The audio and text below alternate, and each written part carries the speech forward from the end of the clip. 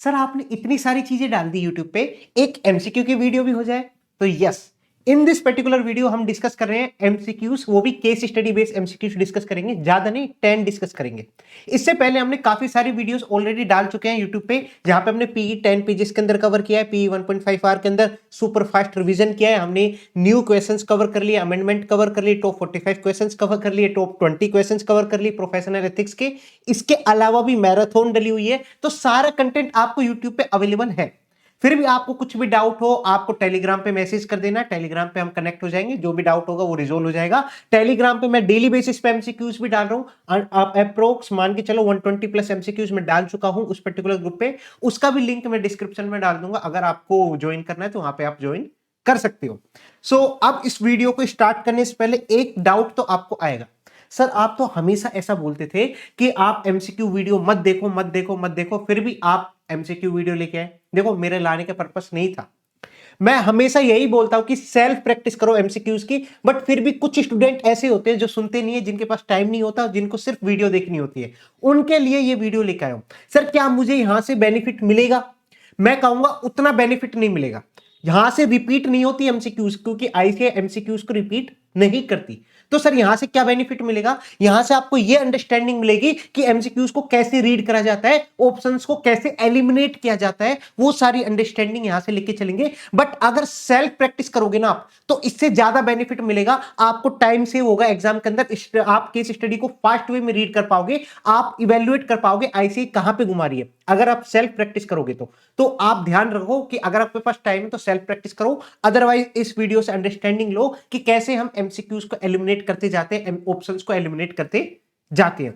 हम यहाँ पे 10 एमसीक्यूज की केस स्टडी डिस्कस करेंगे, जो आपको आईसीए की बुकलेट पे मिल जाएगी, और कुछ केस स्टडीज आपको पास्ट ईयर के आरटीपीस एमटीपीस में मिल जाएगी। ये हमारी बुक है, इसकी पीडीएफ आपको नहीं मिल पाएगी। इसके अंदर हमने इंडिविजुअल चैप्टर वाइज क्वेश्चंस भी सारे डाले हुए हैं जितने भी अवेलेबल है, और केस स्टडी बेस्ड एमसीक्यूज भी डाले हुए हैं, जो कि अराउंड 58 केस स्टडीज है, उसमें से हम 10 केस स्टडीज को आज डिस्कस करने वाले हैं। Let's start with case study number 1। Minson Limited, an unlisted company in South India, engage in the business of spice oil extraction. Total paid up capital इतनी है 9 CR। ओके। पहले हम last में देखते हैं क्वेश्चन में पूछा क्या है। समटाइम्स क्या होता है कि कोई एमसीक्यू का क्वेश्चन ऐसा होता है जिसका केस स्टडी से लिंक ही नहीं होता, तो हम उसको कवर कर लेंगे। The company has significant growth in the past year. It has not done well over the last 2 financial year as per SA 570. There are certain event or condition, कुछ event और condition exist करते हैं that individually और collectively may cast significant doubt about the going concern assumption. Okay, in order to assess whether Minson Limited is going concern or not, which of the following procedure should not be performed? कौन सा procedure आपको perform नहीं करना चाहिए? तो ये case study से link वैसे नहीं है, आप खुद एनालाइज करोगे ऐसे 570 अगर आपने पढ़ा हुआ है तो इसमें से एक एक आप एलिमिनेट करते जाओगे। Analysis and discussion with the management of the company to find out whether installation of new plant and machinery would enable the company to reduce the cost of production. देखो केस स्टडी में क्या हुआ, यहाँ पे going concern के ऊपर effect आ रहा है, क्योंकि हम ट्रेडिशनल मेथड पे काम करते हैं और कोई न्यू कॉम्पिटिटर आया है जिसने 75 मार्केट शेयर को कैप्चर कर लिया क्योंकि उसके पास नई नई मशीनरी है, तो अब आपके गोइंग कंसर्न के ऊपर इफेक्ट आ रहा है। तो इसी के अंदर वही बात की गई कि अब क्या आप नई मशीनरी लेके आओगे, क्या करोगे उसके रिगार्डिंग। तो यहाँ पे फर्स्ट ऑप्शन है कि हम डिस्कस करेंगे मैनेजमेंट के साथ कि जो भी आप न्यू मशीनरीज को इंस्टॉल करोगे उससे क्या रिड्यूस होगा, क्या कॉस्ट ऑफ प्रोडक्शन जो भी आपकी कॉस्ट होगी वो रिड्यूस होगी, वो आपको बेनिफिट करेगा इससे। तो ये भी आप एनालिसिस करके डिस्कस करते हो, गोइंग कंसर्न के रिगार्डिंग हम करेंगे। Second, inquiry the company's legal counsel regarding the existence of legal litigation and claim against the company, reasonableness of management assessment of their outcomes and estimate of their financial implication। ये भी हम discuss करते हैं जिससे हमें पता लग जाए फ्यूचर में कितनी लाइबिलिटी क्रिएट हो सकती है, कहीं हमारे गोइंग कंसर्न के ऊपर इफेक्ट तो नहीं आएगा। Next, evaluate management future plan and strategies to increase the market share of the product, ये भी हम डिस्कस करते हैं। Next, analysis and discuss the company cash flow and profit of the previous year with the projected account. तो sir क्या हम previous year के analysis करते हैं क्या? नहीं, हम प्रीवियस ईयर के डिस्कस नहीं करते। तो यहां पे हमारा आएगा ऑप्शन डी, क्योंकि अगर आपने देखा होगा तो हम कैश फ्लो जो हम प्रोजेक्टेड बनाते हैं उसको एनालाइज करते हैं, ना कि प्रीवियस ईयर का। ये हमने डिस्कस कर लिया था। Question number 2. Company has made an estimation for the allowance of debtor at the 5%. Okay. Some financial statement item cannot be measured precisely but can only be estimated. ये हमारा estimation की बात कर रहा है. The nature and reliability of the information available of the management to support the making of accounting estimate varies widely, which thereby affect the degree of estimation uncertainty associated with the accounting estimate. Please advise which among the following may be a higher estimation uncertainty and higher risk as per 540. हमने as per 540 के अंदर दो देखा था, एक तो आपका low level uncertainty होता है, एक हाई एस्टिमेशन अनसर्टेनिटी होता है. अब इसमें पूछा गया इसके अंदर से कौन सा आपका हाई एस्टिमेशन अनसर्टेनिटी होगा. ध्यान से रीड करो. Judgment about the outcome of pending litigation with PX limited against the company. मैंने आपको बताया था जहां पे भी लिटिगेशन की बात आ जाती है वहां पे आप आइडेंटिफाई नहीं कर पाओगे कि एग्जैक्टली कितना एस्टिमेट होगा, क्योंकि वो वेरी कर सकता है आप कोर्ट के जजमेंट के ऊपर, कोर्ट के ऑर्डर के ऊपर. तो इसलिए यहां पे हमारा होता है हाई एस्टिमेशन अनसर्टेनिटी. आगे भी डिस्कस कर लेते हैं. Estimates made for inventory obsolescence that are frequently made and updated. ये हमने लो लेवल अनसर्टेनिटी के अंदर देखा था, फ्रीक्वेंटली मेड एंड अपडेटेड है, तो वहां पे हमारी लो लेवल अनसर्टेनिटी होती है. इसके अलावा a model used to measure the accounting estimate is well known and assumptions to the model are observable in the market place. Well known assumptions आप यूज कर रहे हो, सॉरी वेल नोन मेजर्स को आप यूज कर रहे हो, साथ साथ जो आपकी assumptions है वो भी मार्केट प्लेस में ऑब्जर्वेबल है, तो ये भी आपका लो लेवल अनसर्टेनिटी है. Next, accounting estimate made for the allowance for the doubtful debt where the result of auditors review of similar accounting estimates made in the prior period financial statement does not indicate any substantial difference between the original accounting estimate and the actual outcome. जो आपके accounting estimate और actual outcome है उसके अंदर इतना significant difference नहीं है, it means आपका इतनी uncertainty नहीं है, तो उस केस के अंदर ये भी आपका लो लेवल के अंदर का आएगा, तो आपका ऑप्शन हो जाएगा a high estimation uncertainty. Question number 3. The company in the notes accompanying in its financial statement disclosed the existence of suit filed by the against the company with the full details. Based on the audit evidence obtained, it is necessary to draw the user attention to the matter presented in the financial statement. Matter presented in the financial statement by way of clear additional communication as there is uncertainty related to the future outcomes of the litigation. In this situation, which of the following reporting option would be correct if the auditor is satisfied with the conclusion reached by the management? Auditor satisfied है कि management ने सही conclusion दिया है, financial statement के अंदर disclosure दिया है. And this matter is fundamental to the reader of financial statement. It means readers के लिए ये फंडामेंटल इंपॉर्टेंट भी है ये मैटर. तो सर कहां पे डिस्क्लोज करेंगे? तो सिंपल सी बात है ना, matter presented in the financial statement की बात हो रही है, या तो आपका केएम आ जाएगा या फिर आपका ईओएम आ जाएगा, क्योंकि ओएम तो आ ही नहीं सकती. अब इस केस के अंदर ऑप्शंस देखते हैं. यहां पे लिस्टेड एंटिटी की बात नहीं की गई तो केएम भी नहीं आएगा. केएम तो हम लिस्टेड एंटिटी के केस में ही देखते हैं अनलेस स्पेसिफाइड, तो यहां पे केएम भी नहीं आएगा, तो आपका आएगा ईओएम पैराग्राफ. क्या सर मैं यहां पे मॉडिफाई करूंगा को ओपिनियन? नहीं, क्योंकि ऑडिटर ने साफ साफ बोला है कि जो भी मैनेजमेंट ने डिस्क्लोजर दिया है वो आपके लिए सफिशिएंट है, सेटिस्फाइड है. Include EOM paragraph in the audit report, और वहां पे आप क्वालिफाइड ओपिनियन दोगे? नहीं, क्वालिफाइड ओपिनियन के साथ ईओएम पैराग्राफ उसी मैटर के रिस्पेक्ट में नहीं आता. एडवर्स ओपिनियन ये भी नहीं हो सकता. डिस्क्लेमर ऑफ ओपिनियन ये भी नहीं हो सकता. Include an emphasis of matter paragraph in the audit report having clear reference to the matter being emphasised and where relevant disclosure that fully describe the matter can be found in the financial statement. Yes, ये आपका EOM paragraph होगा. Question number 4. Company got a so-called notice from the State Pollution Board. As per SA 250, the auditor shall perform the audit procedure to help identify instances of the non-compliance with other law and regulation. किसकी बात कर रहा है?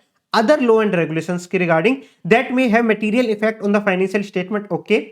As the audit team of the company became aware of the information concerning as an instance of the non-compliance, आपको instance पता लग गया non compliance के regarding, what would not be the audit procedure? ध्यान से सुनो, not be the audit procedure to be performed. कौन सा प्रोसीजर हम परफॉर्म करके नहीं चलेंगे? तो जब भी आपको इंस्टेंस मिलता है नॉन कंप्लायंस के रिगार्डिंग तो हम अंडरस्टैंडिंग लेते हैं. यस सर, हम अंडरस्टैंडिंग लेंगे the nature of the act and the circumstances की. ठीक है. सेकंड, हम मैनेजमेंट से डिस्कस करते हैं कि भैया सफिशिएंट इंफॉर्मेशन प्रोवाइड करो. यस सर, हम डिस्कस करते हैं. अगर वो प्रोवाइड नहीं करते तो हम, अगर मटेरियल भी है और मैनेजमेंट प्रोवाइड भी नहीं कर रहा तो हम अपना लीगल ऑब्लिगेशन देख के चलते हैं, लीगल एडवाइस लेके चलेंगे. इसके अलावा monitoring legal requirement and compliance with the code of conduct and ensure that operating procedure are designed to assist in prevention of non compliance. क्या सर मुझे यहाँ पे प्रिवेंट करना है या फिर मुझे इंस्टेंस मिल गया तो उसके रिगार्डिंग आगे प्रोसीजर परफॉर्म करना है?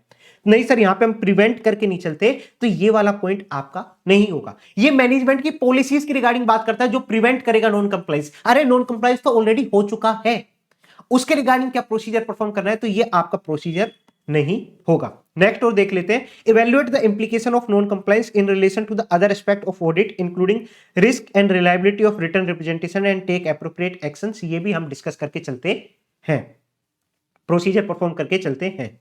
तो ये हमारा ये वाला ऑप्शन करेक्ट होगा, ये आपके 3 नहीं होंगे क्योंकि नोट का पूछा है। Fifth question, the company has availed some amount of loan for the new plant and machinery during the year of audit. Out of total loan sanction amount of 25 lakh was earmarked for the purchase of machinery oil extractor, but the company has acquired an improved model of machinery oil extractor with the dryer instead. State which of the reporting option would be correct. देखो आपको 25 लाख का loan दिया था कि आप machinery oil extractor को purchase करोगे, आपने वही उसी में इंप्रूव्ड मॉडल आपने परचेज कर लिया जिसके साथ ऑयल एक्सट्रैक्टर के साथ साथ आपको ड्रायर भी मिला है, ऑयल एक्सट्रैक्टर के साथ साथ ड्रायर भी मिला है। अब एक कंफ्यूजन ये हो सकती है, सर उसने वो मशीनरी परचेज नहीं करी जो कंपनी को लोन मिला था, जिस मशीनरी के रिस्पेक्ट में कंपनी को लोन लिया था वो मशीनरी परचेज नहीं करी, तो इट मींस आपने उस जगह यूटिलाइज नहीं किया जिसके लिए आपने लोन लिया था।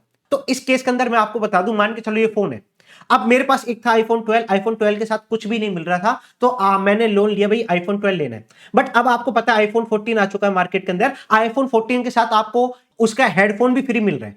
अब जो हेडफोन फ्री मिल रहा है तो यार वो मोबाइल ही तो ले रहा हूं, मेरे को मोबाइल लेना था, मोबाइल लेने के लिए मैंने वो लिया था, लोन लिया था। अब वो चाहे 12 हो चाहे 14 हो, मुझे मतलब नहीं, मैंने इंप्रूव्ड मॉडल लिया है तो कोई दिक्कत नहीं होगी। तो इस केस के अंदर आप रिपोर्टिंग तो करोगे बट वहां पे आप ये नहीं करोगे कि यहां पे हमने नॉन कंप्लायंस किया है, ऐसा नहीं हो सकता। State the fact in the Caro report that out of the term loan taken for the machinery oil extractor, 25 lakh was not utilized for acquiring the machinery. नहीं भैया, हमने यूटिलाइज सही किया है। Ask the management to change term and condition of term loan as the company has acquired a different machinery. नहीं, ये भी नहीं होगा। State the fact in the Caro report that the term loan was taken for the has been applied for the purpose for which it was sanctioned. Yes, ये आपका option correct होगा, जिस purpose के लिए आपको लोन मिला था आपने उसी के लिए यूटिलाइज किया है। फोर्थ पॉइंट भी आपका कुछ अलग ही बोलेगा कि note applied for the purpose for it was sanction, नहीं हमने अप्लाई किया है। तो ये सारे आपके फर्स्ट केस स्टडी थी जहां पे हमने डिस्कस कर लिया। सी ऑप्शन यहां पे करेक्ट हुआ है, यहां पे भी आपका सी है, यहां पे आपका डी है, ये आपका सी हो गया, यहां पे आपका डी हो गया। तो ये सारे हमारे करेक्ट हैं। अब चलते हैं नेक्स्ट केस स्टडी पे, case study number 3।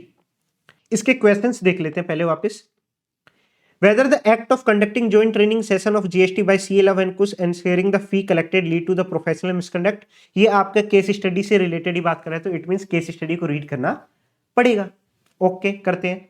CLF and KUS are the close friend, दोनों के सोल प्रोप्राइटर। ओके, दोनों ने सोचा कि ज्वाइंट ट्रेनिंग सेशन कराते हैं जीएसटी के ऊपर और जो भी उनको फी रिसीव होगी क्लाइंट से वो आपस में शेयर कर लेंगे।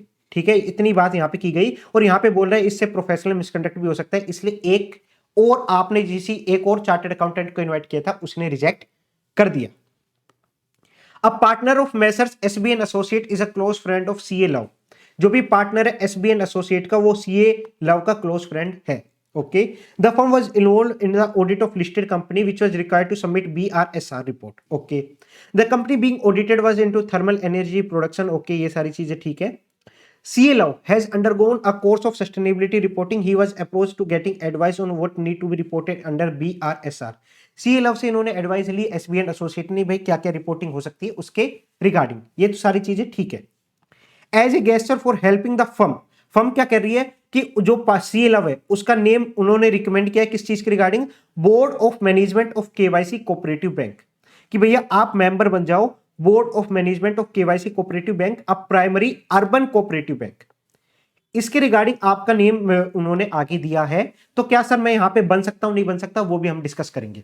तो यहां पे बोला गया कि आप ये वाली पोजीशन एक्सेप्ट मत करना अदरवाइज प्रोफेशनल मिसकंडक्ट हो जाएगा, ऐसा यहां पे डिस्कस हो रहा है।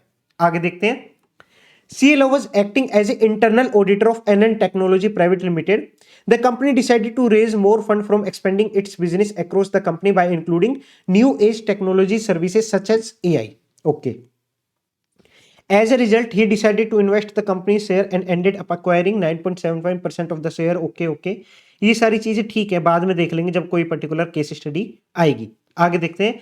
सी Kush was the statutory auditor for BD Finance Private Limited, NBFC headquarter. The company treasurer department has undergone changes in the recent past and current set of the team member did not have much experience in handling the treasury function. Due to this situation, the company reached out to their auditor, CA Kush, who was also an equity research advisor. Apart from CA practice, to support the company and the member of his treasury department for brief period by giving investment advisory services to ensure efficient utilization and management of the fund of the company. Before committing anything on the offer, CA Kush wanted to consult with CA Lau as whether the service requested by the NBFC can be performed by him or not. आप equity research advisory की services दे सकते हो नहीं दे सकते, उसके regarding यहां पे पूछा गया। अब केस स्टडी फटाफट हो गई हमारी। अब यहां पे हम नीचे डिस्कस करते हैं। Whether the act of conducting joint training session, यहां पे आप गिल्टी होगे क्या? नहीं, यही हमने प्रोफेशनल मिसकंडक्ट के अंदर पढ़ा था, सॉरी हमारे एथिक्स के अंदर पढ़ा था कि आप जॉइंट ट्रेनिंग सेशन करा सकते हो, जो भी फी आपको मिलेगी आपस में शेयर कर सकते हो, कोई दिक्कत नहीं है। Yes as per the clause two part 1 first schedule, नहीं हम गिल्टी नहीं है। Yes as Luv and Kush are guilty of professional misconduct, ये भी नहीं हो सकता। Yes this is a case of solicitation of client, ये भी नहीं हो सकता। No as per ESB decision आपको परमिशन दी गई है कि आप यहां पे जॉइंट ट्रेनिंग सेशन ऑर्गेनाइज करा सकते हो, तो ये आपका करेक्ट ऑप्शन होगा। With regard to the BRSR reporting on the data of total emission, data on total emission and the future energy consumption plan for the company, how do you treat them. देखो आपने ये दोनों reporting के regarding बात की गई। अब इसमें आपसे पूछ रहा है कि कौन सा एसेंशियल इंडिकेटर है, कौन सा लीडरशिप इंडिकेटर है। एसेंशियल आपके लिए मैंडेटरी होता है, लीडरशिप आपके लिए ऑप्शनल इंडिकेटर होता है। तो इस केस के अंदर जब भी हम टोटल एमिशन की डेटा की रिगार्डिंग रिपोर्टिंग करते हैं, वो हमारा मैंडेटरी डिस्क्लोजर के अंदर आ जाता है, ये हमारा मैंडेटरी इंडिकेटर हो जाता है। बट यहां पे एनर्जी कंजम्पशन की बात नहीं करें, हम फ्यूचर एनर्जी कंजम्पशन की बात करें कि फ्यूचर में कितना एनर्जी कंज्यूम करेंगे, उसके रिगार्डिंग आपके लिए मैंडेटरी डिस्क्लोजर नहीं है, उसके रिगार्डिंग आपके लिए ऑप्शनल डिस्क्लोजर है, क्योंकि फ्यूचर की बात कर रहा है। तो ये आपका हो गया यहां पे ऑप्शनल। तो अब देखते हैं सॉल्यूशन क्या है, हमारे ऑप्शंस क्या है। Detail of emission form part of essential indicator, yes ये हमारे सही है, एसेंशियल इंडिकेटर में होगा, मैंडेटरी डिस्क्लोज होना चाहिए। एंड फ्यूचर एनर्जी कंजम्पशन आपका लीडरशिप इंडिकेटर है, which is optional disclosure, yes ये आपका करेक्ट ऑप्शन होगा। बाकी में बोथ आपका एसेंशियल इंडिकेटर नहीं हो सकते, बोथ आपके लीडरशिप इंडिकेटर ये भी नहीं हो सकता। एक आपका लीडरशिप इंडिकेटर कौन सा हो सकता है यहाँ पे, फ्यूचर कंजम्पशन आपका एसेंशियल इंडिकेटर ये भी नहीं हो सकता, तो आपका ए ऑप्शन करेक्ट होगा। थर्ड पॉइंट देखते हैं, the futuristic plan which the company has for its energy consumption can be categorise under which of the principle of national guidelines on responsible business conduct. तो किस principal के अंदर ये fall करेगा, energy consumption से related बात की जो हमने जो भी बात करी है कंपनी ने, वो किस पर्टिकुलर प्रिंसिपल के अंदर फॉल करेगा, national guidelines on responsible business conduct. तो अब है ना यहाँ पे एलिमिनेशन मेथड लगाओ, आपको याद भी नहीं आ रहा कौन सा प्रिंसिपल है, एलिमिनेशन मेथड लगा लो। कैसे सर, क्या यहां पे एनर्जी कंजम्पशन आपके एथिक्स, ट्रांसपेरेंसी, अकाउंटेबिलिटी के अंदर आएगा? नहीं सर, इसके अंदर तो नहीं आएगा। सेकंड, क्या आपका ये protection and restoration of environment के अंदर आ सकता है? यस, ये आपका कहीं ना कहीं यहां पे पार्ट बन सकता है। अभी और भी देखते हैं, और अच्छा मिलेगा तो हम आगे देखेंगे। मैं ऐसा सोच रहा हूं आपको कुछ भी नहीं पता। Respect for stakeholders interest and responsiveness, ये तो हो ही नहीं सकता, स्टेक होल्डर की बात ही नहीं हुई यहां पे। Influence on public and regulatory policies के रिगार्डिंग यहां पे बात कर रहे हैं, तो ये भी आपका नहीं हो सकता, पब्लिक एंड रेगुलेटरी पॉलिसीज के रिगार्डिंग। तो यहां पे क्या आएगा, protection and restoration of environment. देख लेते हैं इसका आंसर। सेकंड पॉइंट है थर्ड का B, yes. One of the core element associated with the principle 6 protection and restoration of environment is entities that has measured their performance related to the prevention of pollution, destruction of forest, waste generation, energy use and land use। ये सारे आपके principal 6 का part बनते हैं। तो आपको अगर समझ में भी ना आए ना, तो एलिमिनेशन मेथड लगाओगे तो आपको कहीं ना कहीं 70% चांस होते हैं कि आप करेक्ट ऑप्शन को चूज करोगे। Question number 4, by accepting the offer to become a member of the board of management of KYC cooperative bank, do you think CA Love would be held guilty of professional misconduct? ये आपके लिए important question है। क्यों sir important क्यों है? ये तो हमने पढ़ा था कि आप मेंबर बन सकते हो, बट क्या आपने यहां पे वो पढ़ा था कि ये आपका रूरल का बनेगा या अर्बन का बनेगा? सर इतना याद नहीं, मुझे तो ये पता है कि हम मेंबर बन सकते हैं कोई कोऑपरेटिव बैंक के अंदर, वो हमारा ईएचबी डिसीजन ने बोला है। बट वहां पे अगर आप डिटेल में देखोगे तो वहां पे लिखा हुआ है अर्बन या रूरल। अब वो आपको सोचना है। तो वहां पे लिखा हुआ था अर्बन बैंक के रिगार्डिंग, रूरल का नहीं, अर्बन बैंक के रिगार्डिंग लिखा हुआ था, और यहां पे हमने जो एक्सेप्ट किया वो भी अर्बन बैंक का है। तो यहां पे एक्सेप्ट कर सकते हैं, यस आप कर सकते हो, यहां पे आप गिल्टी नहीं हो। यस यहां पे गिल्टी होंगे? नहीं, गिल्टी नहीं हो सकते। It is permissible for a CA in practice to become a member of board of in primary rural cooperative bank, ये भी नहीं हो सकता। यहां पे आप अर्बन बैंक के रिगार्डिंग एक्सेप्ट कर सकते हो, यस यहां पे आप गिल्टी नहीं हो। ये आपका करेक्ट ऑप्शन होगा, ये भी आपका नहीं होगा। यहां पे गिल्टी की बात की गई, ये भी आपका करेक्ट ऑप्शन नहीं होगा। तो ये पॉइंट को आपको ध्यान रखना है कि अर्बन के रिगार्डिंग बात की गई है, ना कि रूरल के रिगार्डिंग बात की है। In the given case, it is mentioned that CA Kush is a practicing CA and also engaged as a equity research advisor. Do you think CA Kush would be held guilty of professional misconduct as per the provision of Chartered Accountancy Act 1949? क्या यहाँ पे guilty होगा? क्या देखो, equity research adviser का काम मैं कर सकता हूँ क्या? यस आप कर सकते हो, कोई दिक्कत नहीं है। बट क्या मैं रिपोर्ट इशू कर सकता हूं क्या? वहां पे आपकी जो मार्केट रिसर्च रिपोर्ट होती है वो आप रिपोर्ट इशू नहीं कर सकते, रिटेल रिपोर्ट इशू नहीं कर सकते, बाकी आप काम कर सकते हो। तो इसी में हमें ऑप्शन भी वही ढूंढना है। नो, गिल्टी नहीं हो, क्योंकि यहां पे आपने एडवाइजर का काम किया है, but he can not publish retail report as it would amount to other business and occupation. If CA Kush does not publish any report, he will not be held guilty of professional misconduct. Yes, ये आपका correct option होगा। Guilty होगा? नहीं, guilty नहीं हो सकता। No, यहां पे आपका इक्विटी रिसर्च एडवाइजर की बात की गई है, फॉर हिज एग्जिस्टिंग क्लाइंट और for any other person. Can not be equity research adviser की बात की है, ये भी नहीं हो सकता, गिल्टी भी नहीं हो सकता। तो इट मींस आपका ए ऑप्शन यहां पे करेक्ट होगा, फिफ्थ का ए करेक्ट है। अब चलते हैं हमारी नेक्स्ट केस स्टडी पे। कौन सी और है? Yes, case study number 6। इसके भी डायरेक्ट क्वेश्चंस पे देखते हैं। In the given case cyber attack encountered by the company is known as, या केस स्टडी को रीड करना पड़ेगा यार, ठीक है कोई नहीं, करते हैं। Comtech limited are top 1000 listed entity. Okay, BSC के हिसाब से 1000 लिस्टेड एंटिटी की बात की गई है, कहीं ना कहीं BRSR रिपोर्ट की बात कर सकते हैं, क्योंकि टॉप 1000 हमने BRSR रिपोर्ट के अंदर देखा था, वो भी आपको ध्यान में आना चाहिए। बट हम आगे देखते हैं। वन डे CFO को एक वीडियो कॉल रिसीव हुआ फ्रॉम द मैनेजिंग डायरेक्टर कि भाई ट्रांसफर कर दो 90 lakh rupees. Okay okay. Managing director explain NST product and fast moving and contribute 30% of the company revenue. Okay, the amount of payment is with in the approved limit and easily B remitted without any further approval. Satisfied with the explanation, CFO made necessary transfer. CFO ने transfer कर दिया। At the end of the month जब reconciliation बना रहे थे तो 5 incremental payment of 90 lakh each made to the NXT Limited. These payments were unreconciled and do not have any correspondence entry in the books of account. CFO explained the situation to the MD reminding him about the video call. वही CEO ने MD को बोला, वही हमारी video call पे बात हुई थी, उसके रिगार्डिंग मैंने पेमेंट किया था, तो आपने इसकी एंट्री क्यों नहीं की? द MD ने डिनाई कर दिया, भैया मैंने कोई भी ऐसा वीडियो कॉल नहीं किया। इट मींस यहाँ पे आपके साथ हो चुका है स्कैम। अब देखते हैं, CFO and managing director engage a forensic expert. वहां पे फोरेंसिक एक्सपर्ट आया जहां पे साइबर अटैक हुआ है कंपनी के अंदर, उसने वो ऑब्जर्व किया। Investigation further revealed that the video call to the CFO was fakes था and made from the laptop not own by the company. Company के लैपटॉप से कॉल नहीं किया गया था, वो खुद के पर्सनल लैपटॉप से किसी ने कॉल किया था। The hacker has gain access to the CFO laptop and obtain bank detail. तो यहाँ पे आपके बैंक डिटेल भी यहाँ पे कॉम्प्रोमाइज हो गए।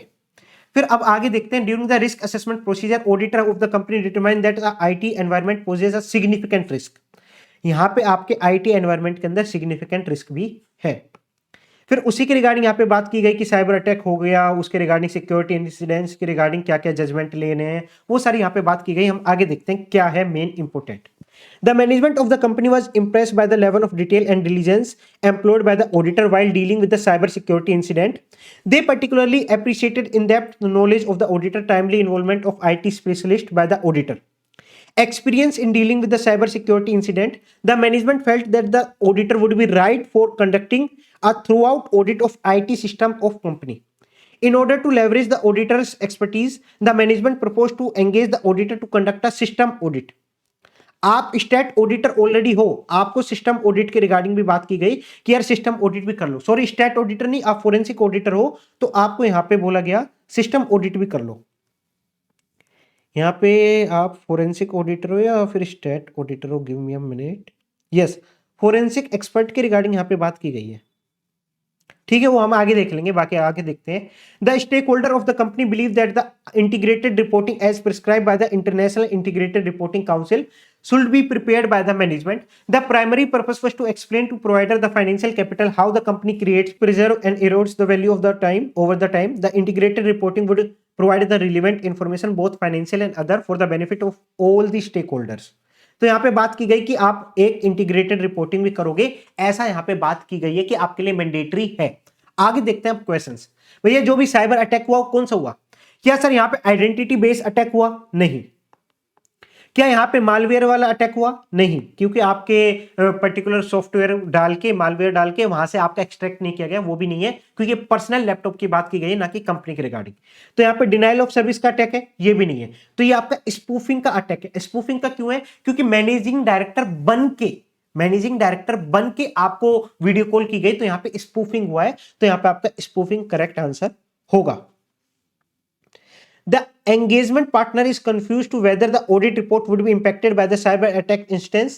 What would be the appropriate reporting implication? तो यहां पे क्या यहां पे साइबर अटैक इंस्टेंसेस से क्या आपकी ऑडिट रिपोर्ट के अंदर चेंज होगा? यस, क्योंकि यहां पे बोला गया है during the risk assessment procedure auditor of the company determine that IT environment poses a significant risk. तो यहां पे कहीं ना कहीं देखो सारी चीजें ठीक हो गई, बाद में सारी चीजें ठीक हो गई, अगर आप इसको रीड करोगे तो वहां पे एज सच कोई दिक्कत नहीं, फाइनेंशियल स्टेटमेंट सही है। बट क्या साइबर अटैक के रिगार्डिंग आपकी रिपोर्ट के अंदर डिस्क्लोजर आना चाहिए क्या? यस, साइबर अटैक के रिगार्डिंग आपका डिस्क्लोजर आना चाहिए। सर कहां पे डिस्क्लोजर देंगे वो हम आगे देखते हैं। No implication in the report, नहीं डिस्क्लोजर तो आएगा। फाइनेंशियल लॉस नहीं हुआ तो क्या मतलब हम डिस्क्लोजर नहीं देंगे? डिस्क्लोजर तो देंगे ना यूजर को अंडरस्टैंडिंग के रिगार्डिंग, तो ये नहीं हो सकता। क्या क्वालिफाई करेंगे ऑडिट ओपिनियन? नहीं यार, फाइनेंशियल स्टेटमेंट के अंदर गड़बड़ नहीं है, तो वहां पे हम क्वालिफाई तो नहीं करेंगे, बट हम एक एडिशनल डिस्क्लोजर देके चलेंगे ऑडिट रिपोर्ट के अंदर। Include EOM paragraph as cyber security incident are by default fundamental to the attention to the user understanding, ये हो सकता है। आगे देखते हैं। रिपोर्ट एज अ की audit matter since the cyber incident was the most significant in the audit of financial statement of the current period. क्या sir की ऑडिट मैटर आएगा, EOM पैराग्राफ आएगा, कैसे आइडेंटिफाई करें? केस स्टडी के अंदर हमने एक चीज देखी थी, लिस्टेड एंटिटी है। यस सर, लिस्टेड एंटिटी है, तो यहाँ पे की ऑडिट मैटर तो आ सकता है। सेकंड, क्या ये सिग्निफिकेंट रिस्क है? यस सर, सिग्निफिकेंट रिस्क है। और जब आप मैटर देखते हो केएम के रिगार्डिंग, हाँ आपके फैक्टर्स देखते हो कब केएम आ सकता है, वहां पे हमने सिग्निफिकेंट रिस्क के रिगार्डिंग बात किया था। यस, तो ये आपका EOM से पहले KAM आता है। हम हमेशा EOM से पहले KAM को प्रेफरेंस देते हैं, तो ये आपका की ऑडिट मैटर के अंदर फॉल कर सकता है क्या? यस, तो इसलिए यहां पे आपका की ऑडिट मैटर आएगा, ना कि EOM पैराग्राफ। तो ऐसे आपको एनालाइज करना पड़ेगा। The company want to prepare integrated reporting as contained in the International Integrated Reporting Council and endorsed by the SEBI. The company secretary is in the view that integrated reporting is a mandatory for the listed entity. Which of the following is correct? अब इसके रिगार्डिंग में भी आपके पास knowledge ना हो, फिर भी मैं आपको बता देता हूं। एक होती है आपकी BRSR रिपोर्टिंग, ये इंटीग्रेटेड रिपोर्टिंग की बात कर रहा है। एक होती है आपकी BRSR रिपोर्टिंग जो सेबी ने मैंडेटरी करा हुआ है, और मैंडेटरी करा हुआ है टॉप 1000 लिस्टेड एंटिटीज को। बट जो हम बात कर रहे हैं इंटीग्रेटेड रिपोर्टिंग की इस पर्टिकुलर एमसीक्यू के अंदर, वो आपके लिए मैंडेटरी नहीं है, वो आपके लिए वॉलंटरीली है, वो भी टॉप 500 लिस्टेड एंटिटी। ध्यान से सुनो, टॉप 500 लिस्टेड एंटिटीज के लिए वॉलंटरीली है, आपके लिए मैंडेटरी नहीं है। तो इस केस में आप BRSR से कंफ्यूज मत हो जाना, हमने नोट्स के अंदर क्लियरली लिखा हुआ है। कंपनी सेक्रेटरी का व्यू करेक्ट है क्या? नहीं, क्योंकि ये हमारे लिए मैंडेटरी नहीं है। The company secretary is incorrect as integrated reporting is voluntary and for top 500 listed entities. तो B ऑप्शन आपका करेक्ट होगा, ये दोनों आपके करेक्ट नहीं होंगे। Next point, integrated reporting comprises 6 categories of capital. ये हमने देखा था, हमारे 6 कैपिटल होते हैं, फाइनेंशियल, मैन्युफैक्चरिंग, सोशल, नेचुरल, और आपका इंटेलेक्चुअल, और एक आपका human capital. The company observed that it has capitalized intangible assets, patent and rooftop solar equipment in the balance sheet. दो आइटम के रिगार्डिंग यहां पे बात की, capitalise intangible assets and rooftop solar equipment in the balance sheet. In the integrated reporting, patent and solar equipment should be disclosed under कौन से capital का part बनेंगे? सर हम पहले ही देखते हैं, कैपिटलाइज इंटेंजिबल एसेट्स तो हमें पता है, डायरेक्ट ही हमारे इंटेलेक्चुअल कैपिटल का पार्ट बनता है। यस, ये हमारे इंटेलेक्चुअल कैपिटल का पार्ट बनता है, इंटेंजिबल एसेट्स जो हमने काफी अच्छे से डिस्कस किया था। तो इसमें एक ही ऑप्शन है इंटेलेक्चुअल कैपिटल। अगर आप इसके रिगार्डिंग कंफ्यूज भी हो जाओ, सर क्या ये हमारा यहाँ पे मैन्युफैक्चरिंग कैपिटल में आएगा, क्या सर ये हमारा यहाँ पे क्या बोलते हैं हमारे नेचुरल कैपिटल के अंदर आएगा? तो अगर आपको कंफ्यूजन भी हो जाए बट यहां से आपको क्लैरिटी मिल गई ना इंटेलेक्चुअल कैपिटल, तो ये आपका नेचुरल कैपिटल का पार्ट बनेगा। नेचुरल कैपिटल क्यों पार्ट बनेगा? क्योंकि सोलर इक्विपमेंट जो है वो एनर्जी को कंज्यूम करता है, जो हमारे नेचुरल एनर्जी होती है उसको कंज्यूम करता है, तो ये हमारे नेचुरल कैपिटल का पार्ट बनता है। तो इसलिए यहाँ पे intellectual capital and natural capital का पार्ट बनेगा। तो ये आपके ऑप्शन करेक्ट नहीं होंगे। Can the auditor accept the system audit as offered by the Comtech Limited? तो इसके रिगार्डिंग मैं आपको वापस क्लैरिफिकेशन देना चाहता हूं। मैंने ऑलरेडी क्लास के अंदर काफी बार बताया है, सिस्टम ऑडिट आप कर सकते हो। क्यों? क्योंकि यहाँ पे फाइनेंशियल आपका डेटा इन्वॉल्व नहीं है। आप स्टैट्यूटरी ऑडिटर ठीक है, बट साथ साथ आप सिस्टम ऑडिट भी करें, कोई दिक्कत नहीं, क्योंकि सिस्टम ऑडिट के अंदर फाइनेंशियल डेटा से रिलेटेड कोई भी काम नहीं होता। अब सिस्टम ऑडिट की जगह मैं आपको बोलूं कि साइबर ऑडिट कर सकते हो, कर सकते हो। क्या सर मैं यहाँ पे डेटा गवर्नेंस ऑडिट कर सकता हूं? जो भी हमारे आईटी सिस्टम का डेटा है वो भी आप कर सकते हो। तो जो भी आपके फाइनेंशियल स्टेटमेंट से रिलेटेड बात नहीं कर रहा ना, वो वाला काम आप कर सकते हो, वो ऑडिट आप कर सकते हो। ये सारे आपके गाइडेंस नोट के अंदर गिवन है। तो yes, the statutory auditor can accept the assignment of system audit provided it does not involve any review of financial data and information. Yes, आप कर सकते हो, यहां पे आप कर पाओगे। It involve any review of financial data, नहीं, यहाँ पे रिव्यू इन्वॉल्व नहीं होता, फाइनेंशियल डेटा का रिव्यू इन्वॉल्व नहीं होता, तो ये भी नहीं हो सकता। यहाँ पे फी के रिगार्डिंग बात की गई, वो भी नहीं हो सकता, और यहाँ पे ये वाला पॉइंट तो हो ही नहीं सकता। तो आपका ए ऑप्शन करेक्ट होगा। फिफ्थ का ए ऑप्शन करेक्ट है। यहाँ पे इंटेलेक्चुअल कैपिटल आ गया, यहाँ पे आपका टॉप 500 लिस्टेड एंटिटीज के रिगार्डिंग आ गया, की ऑडिट मैटर के रिगार्डिंग आ गया यहाँ पे, और ये आपका स्पूफिंग हो गया। तो सारे ऑप्शन हमारे करेक्ट हैं। अब चलते हैं नेक्स्ट केस स्टडी पे, जो कि हमारी होगी, कौन सी केस स्टडी करें? यस, इसका एक एमसीक्यू देख लेते हैं, पूरी केस स्टडी नहीं करेंगे। एक एमसीक्यू मुझे अच्छा लगा। Mister Rajan reported under clause 3A sub clause sub part 3 of master direction non banking financial companies auditor report. NBFC की रिपोर्ट के रिगार्डिंग बात कर रहा है, जहां JDDS deposit limited is not eligible to hold its certificate registration under section 45 IA of RBI Act। क्यों hold नहीं कर सकता ये सर्टिफिकेट ऑफ रजिस्ट्रेशन? आगे देखते हैं। The net on fund went below the minimum requirement limit during the year. आपकी जो मिनिमम रिक्वायरमेंट लिमिट होती है नेट ऑन फंड की, वो आपकी कम चली गई ड्यूरिंग द ईयर, ऐसा बोल रहे हैं। The management of NBFC has a different opinion. क्या ओपिनियन है? कि हम नेट ऑन फंड की जो लिमिट होती है वो हम एक पर्टिकुलर पॉइंट को देखते हैं, वो भी 31 मार्च को देखते हैं, ना कि ड्यूरिंग द ईयर। अब आगे आपसे पूछा गया है गाइड करो भाई मिस्टर राजन को, तो क्या हम 31 मार्च को देखेंगे या पूरे during the year minimum net on fund limit होनी चाहिए? तो हम ये 31 मार्च को देख के चलते हैं, ड्यूरिंग द ईयर से हमें मतलब नहीं है। Every NBFC shall submit a certificate from the statutory auditor that is eligible to hold certificate of registration। यहां तक ठीक है। Such certificate should be with reference to the position of the company throughout the financial year। नहीं, ये नहीं हो सकता, throughout the financial year नहीं हो सकता। And the financial year ended 31 March. Yes, ये आपका करेक्ट होगा, इसको जस्ट रीड कर लेना। ये नहीं हो सकता कि क्योंकि आपको सर्टिफिकेट सारी एनबीएफसी के रिगार्डिंग चाहिए होता है, ओनली एमएफआई के रिगार्डिंग नहीं चाहिए होता। तो सेम यहां पे भी आपकी बात की गई कि एंड ऑफ ईच मंथ, ये भी नहीं हो सकता, तो आपका end of the financial year B option correct होगा। तो ये एक एमसीक्यू था अलग, इसके रिगार्डिंग हम देखते हैं, हो गया। अब चलते हैं केस स्टडी पे।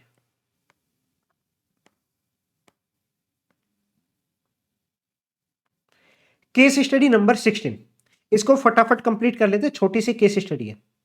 तो इसकी ये हमारी केस स्टडी से लिंक करेगा, तो केस स्टडी को रीड करना पड़ेगा। Messrs Rohan and associate has been appointed as a statutory auditor of central auditor of GHF bank for the financial year 23-24. During the audit, it was found that the bank has a balance of Swiss-based bank. Okay. The auditor understands that such balance is a matter of importance consideration in the audit of bank. Yes, जो हमारे bank का balance Swiss based bank के अंदर है, उसके regarding हमारे consider करके चलेंगे।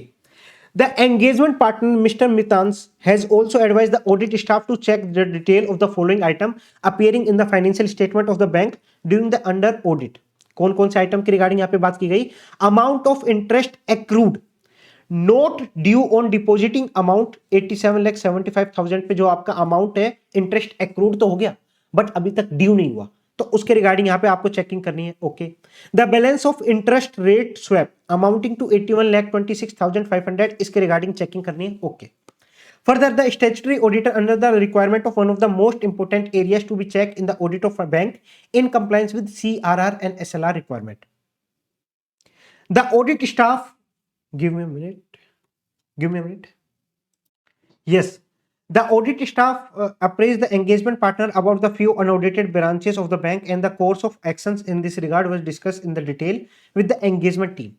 The detail with respect to unaudited branch are under interest income है, इंटरेस्ट एक्सपेंस है, टोटल एडवांसेस है, टोटल डिपॉजिट है, ये सारी चीजें ठीक है। हम आते हैं मेन क्वेश्चंस पे। The balance of GHF bank with the Swiss based bank should be converted into Indian currency at of the following rate. कौन से रेट से हम कन्वर्ट करेंगे? सर ये तो हमारे बिल के रेट होते हैं, उससे कन्वर्ट करेंगे, ठीक है, बट कब कन्वर्ट करेंगे ये हमारे इंपॉर्टेंट है। कब कन्वर्ट करें? बैलेंस शीट डेट वाले दिन कन्वर्ट करेंगे। यस। क्या ड्यूरिंग द ईयर कन्वर्ट करते हैं? नहीं, opening and closing exchange rate को लेके नहीं चलते हम, at the balance sheet date. ये आपने AFM के अंदर भी पढ़ा हो शायद, बट हमने नोट्स के अंदर तो काफी अच्छे से पढ़ा था। Exchange rate as prescribe by the Reserve Bank of India, नहीं। Exchange rate applicable on the respective date of transaction in the account, नहीं। जिस डेट को आपकी ट्रांजैक्शन हुई उस डेट को आप एक्सचेंज रेट अप्लाई नहीं करते। यहां पे आपका बैलेंस शीट डेट वाले दिन आप कन्वर्ट करके चलोगे। What should be the proper audit procedure in respect of interest on deposit accrued but not due amounting to 87,75,000 appearing in the financial statement of GHF bank? देखो क्या हुआ, आपके पास कोई डिपॉजिट आया हुआ है, आपका बैंक है, अब उस पे इंटरेस्ट तो एक्रूड हो गया बट अभी तक आपने पेमेंट नहीं करी। इंटरेस्ट एक्रूड हो गया, अभी तक आपने पेमेंट नहीं करी, उसके रिगार्डिंग बात कर रहा है। The amount should be included in deposit amount, नहीं यार डिपॉजिट अमाउंट में क्यों इंक्लूड करोगे? The amount should not be included in the amount of deposit, yes ये आपका ठीक है, अमाउंट के अंदर इंक्लूड नहीं करेंगे, डिपॉजिट के अंदर, ये सारा ऑप्शन करेक्ट है। Next, the amount should be shown under the head of other liabilities and provision, yes ये भी आपका ऑप्शन करेक्ट है। It means both B and C आपका करेक्ट ऑप्शन होगा, क्योंकि डिपॉजिट के रिगार्डिंग आपने पेमेंट नहीं करी, इंटरेस्ट की पेमेंट करनी चाहिए थी, लायबिलिटी का पार्ट है तो आपके लायबिलिटी के अंदर शो होगा। The amount of interest rate swap amounting 81,26,500 should be appear as in the financial statement में, कहां पे अपीयर होगा? तो ये आपका अदर के अंदर काउंट होता है, अदर नहीं सॉरी कंटीजेंट लायबिलिटी के अंदर काउंट होता है, ये आपका कंटीजेंट लायबिलिटी का पार्ट बनता है interest rate swap.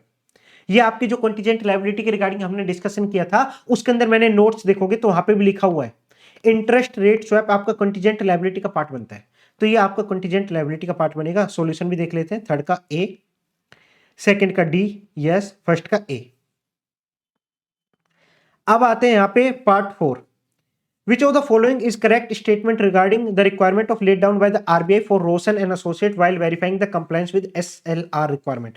SLR requirement की compliance के regarding auditor का क्या procedure होता था कि हम 12 odd dates of different month other than Friday, ये सारे हम SLR की जो भी पोजीशन होती थी उसको हम एक साथ लेके आते थे, फिर उसका पोजीशन को मैच करते थे कि एग्जैक्टली कितना आपकी रिक्वायरमेंट थी और आपने कितना मेंटेन करा हुआ है।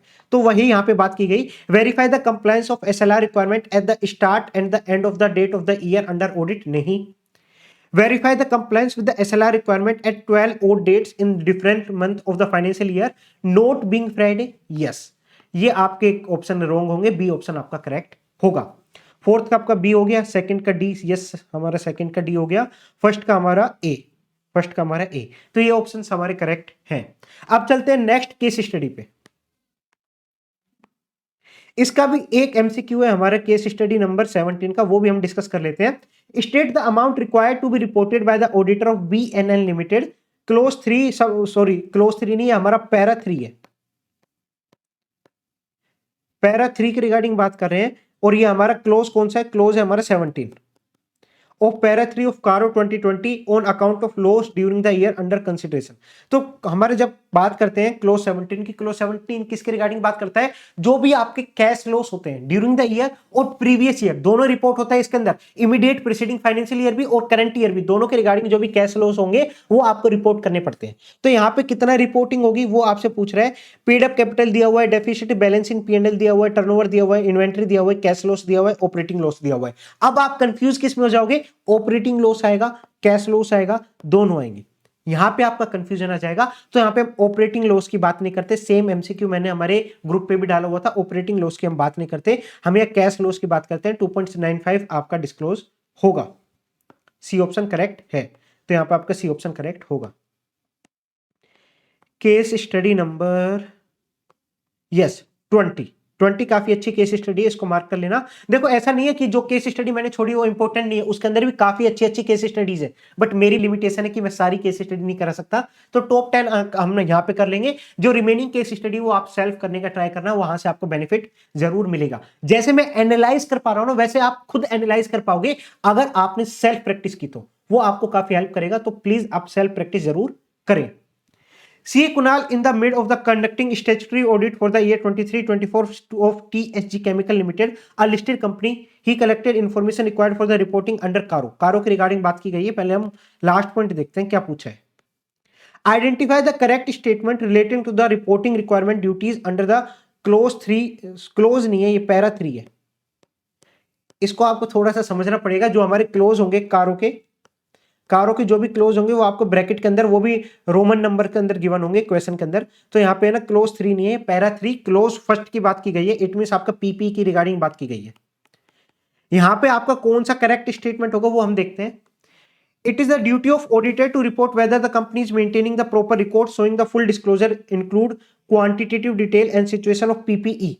The duty also applies to the reporting of maintenance of record of right of use assets। yes, हम right of use assets के रिगार्डिंग भी इंक्लूड करते हैं पीपी के अंदर। इसके अलावा इंटेंजिबल एसेट्स भी इंक्लूड होता है। यस, ये भी ठीक है अभी तक। Further, the auditor has to report on whether the PP he has been physically verified by the management at reasonable interval. Yes, इसके रिगार्डिंग में हमने बात करते हैं। This duty to report on physical verification by the management also extended to right of use assets। yes, इसके regarding बात करते हैं। Right of use assets, intangible assets, ये आपके पीपी का पार्ट बनते हैं, क्लोज 1 का पार्ट बनते हैं। तो ये ऑप्शन आपका अभी तक करेक्ट है। आगे देखते हैं। It is the duty of auditor to report whether company in maintaining proper record. Okay, yes, इसके रिगार्डिंग हम बात करते हैं। This duty does not extend to reporting on maintenance of right of use assets, intangible assets. ये नहीं हो सकता क्योंकि यहाँ पे आपको इसके रिगार्डिंग भी रिपोर्टिंग करनी पड़ती है, मेंटेन करना पड़ता है। यहां पे क्या बात की गई है? Also applies for the reporting on maintenance of right of use assets, intangible assets, ये भी सारी चीजें ठीक है। This duty to report on physical verification by management does not extend to the right of use assets, ये भी आपका गलत है क्योंकि यहाँ पे आपका राइट ऑफ यूज एसेट्स के रिगार्डिंग भी आपका फिजिकल वेरिफिकेशन की बात होगी। यहाँ पे भी लास्ट पॉइंट ये लिखा हुआ है राइट ऑफ यूज एसेट्स के रिगार्डिंग नहीं होगा, ये भी आपका ऑप्शन गलत है। तो यहाँ पे आपका ऑप्शन का करेक्ट क्या होगा? ए ऑप्शन आपका करेक्ट होगा। Second, select the correct statement related to the reporting of statutory dues which has been not been deposited on account of dispute under the clause 7 part B of CARO 2020। ये हमारा part B की बात कर रहा है, it mean disputed dues के regarding बात कर रहा है। वहां पे आपकी रिपोर्टिंग कौन कौन से क्लोजेस की, कौन कौन से मैटर्स के रिगार्डिंग होगी। यहाँ पे कितने मैटर्स गिवन है? 1 2 3 4 4 मैटर के रिगार्डिंग आपके चारों किसी फोरम के अंदर प्रेजेंट है। यस, फोरम के अंदर प्रेजेंट है।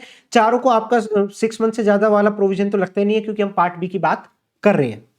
इसके आगे भी देखते हैं। The company has already made a provision of 10 crore in its financial statement considering the likely outcome of ongoing matter under dispute at ITAT. इस वाले मैटर के रिगार्डिंग आपने ऑलरेडी प्रोविजन बना दिया 10 करोड़ के रिगार्डिंग। हाउएवर बाकी सबके रिगार्डिंग आपने कोई भी प्रोविजन नहीं बनाया। तो क्या सर हमने प्रोविजन के रिगार्डिंग डिस्प्यूटेड ड्यूज के अंदर क्लोज 7 के अंदर हमने सुना था क्या? नहीं, हमें तो ये पता है कि अगर आपका कोई भी डिस्प्यूटेड स्टैट्यूटरी ड्यूज होगा उसको आप रिपोर्ट करोगे। रिपोर्ट के अंदर क्या क्या चीजें आएगी? एक तो आपका यहां पे आएगा फोरम, किस फोरम के अंदर पेंडिंग है, कितनी अमाउंट पेंडिंग है, ये आपको रिपोर्टिंग करनी पड़ती है क्लोज 7 पार्ट बी के अंदर, वही हम रिपोर्ट करके चलेंगे। तो क्या चारों की रिपोर्टिंग होगी? यस, चारों की रिपोर्टिंग होगी।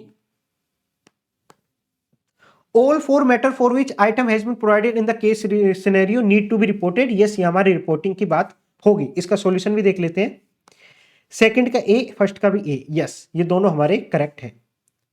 अब जाते हैं question number 3। Should the fraud describe in the case to be reported by the auditor under clause 11 part A. कौन सा फ्रॉड यहां पे रिपोर्ट हुआ है उसको हम देखते हैं।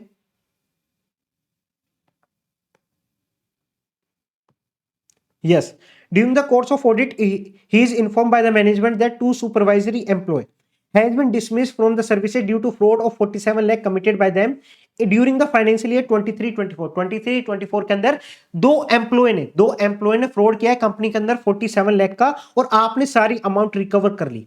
क्या सर मैंने रिकवरी से रिलेटेड बात की थी? नहीं। तो अगर फ्रॉड हुआ तो आपको रिपोर्टिंग करनी पड़ेगी। यस, आपको रिपोर्टिंग करनी पड़ेगी। रिपोर्टिंग कहां पे होगी? कारों से रिलेटेड पूछा है तो कारों से रिलेटेड आपकी रिपोर्टिंग हो जाएगी हमारे क्लोज 11 के अंदर। क्या सर यहां पे सेक्शन 143 सब सेक्शन 12 लगेगा? नहीं लगेगा। क्यों नहीं लगेगा? क्योंकि वहां पे 1 करोड़ से ऊपर की फ्रॉड की बात की गई है, यहां पे 47 लाख की बात की है। ऑप्शंस देखते हैं। The requirement to report fraud does not apply, नहीं भैया अप्लाई तो होगा। Duty to report since the amount involve less than 1 crore, नहीं भैया ये भी नहीं हो सकता क्योंकि यहां पे आपसे कारों का पूछा है ना कि सेक्शन 143 सब सेक्शन 12 का। इसके अलावा it is a fraud on the company and the auditor should be reported the nature of fraud and amount involve. The duty to report the fraud under this clause is respective of the amount involve. अभी तक तो ये correct लग रहा है। इसके आगे देखते हैं। The requirement to report the fraud does not apply, ये भी नहीं हो सकता, तो आपका सी ऑप्शन करेक्ट होगा। As regard post record is concerned, which of the following statement is correct regarding reporting under clause 6? Close 6 आपका पोस्ट रिकॉर्ड के रिगार्डिंग बात करते हैं, तो इसके रिगार्डिंग रिपोर्टिंग के अंदर क्या क्या आता है, कौन सा स्टेटमेंट करेक्ट होगा? जो भी आपके ऑप्शंस गिवन है उसमें से कौन सा करेक्ट स्टेटमेंट है वो हम देखते हैं। The auditor is not required to report on the maintenance of cost account and cost record, नहीं भैया हमें तो रिपोर्ट करना पड़ता है, ये तो हो ही नहीं सकता। Next, auditor is required to examine the cost audit report, क्या हमने कोस्ट ऑडिट रिपोर्ट को एग्जामिन करना हमारी रिस्पॉन्सिबिलिटी है? अरे भैया ऑलरेडी ऑडिट हो चुकी है उसकी, तो भैया ये हमारी रिस्पॉन्सिबिलिटी नहीं है।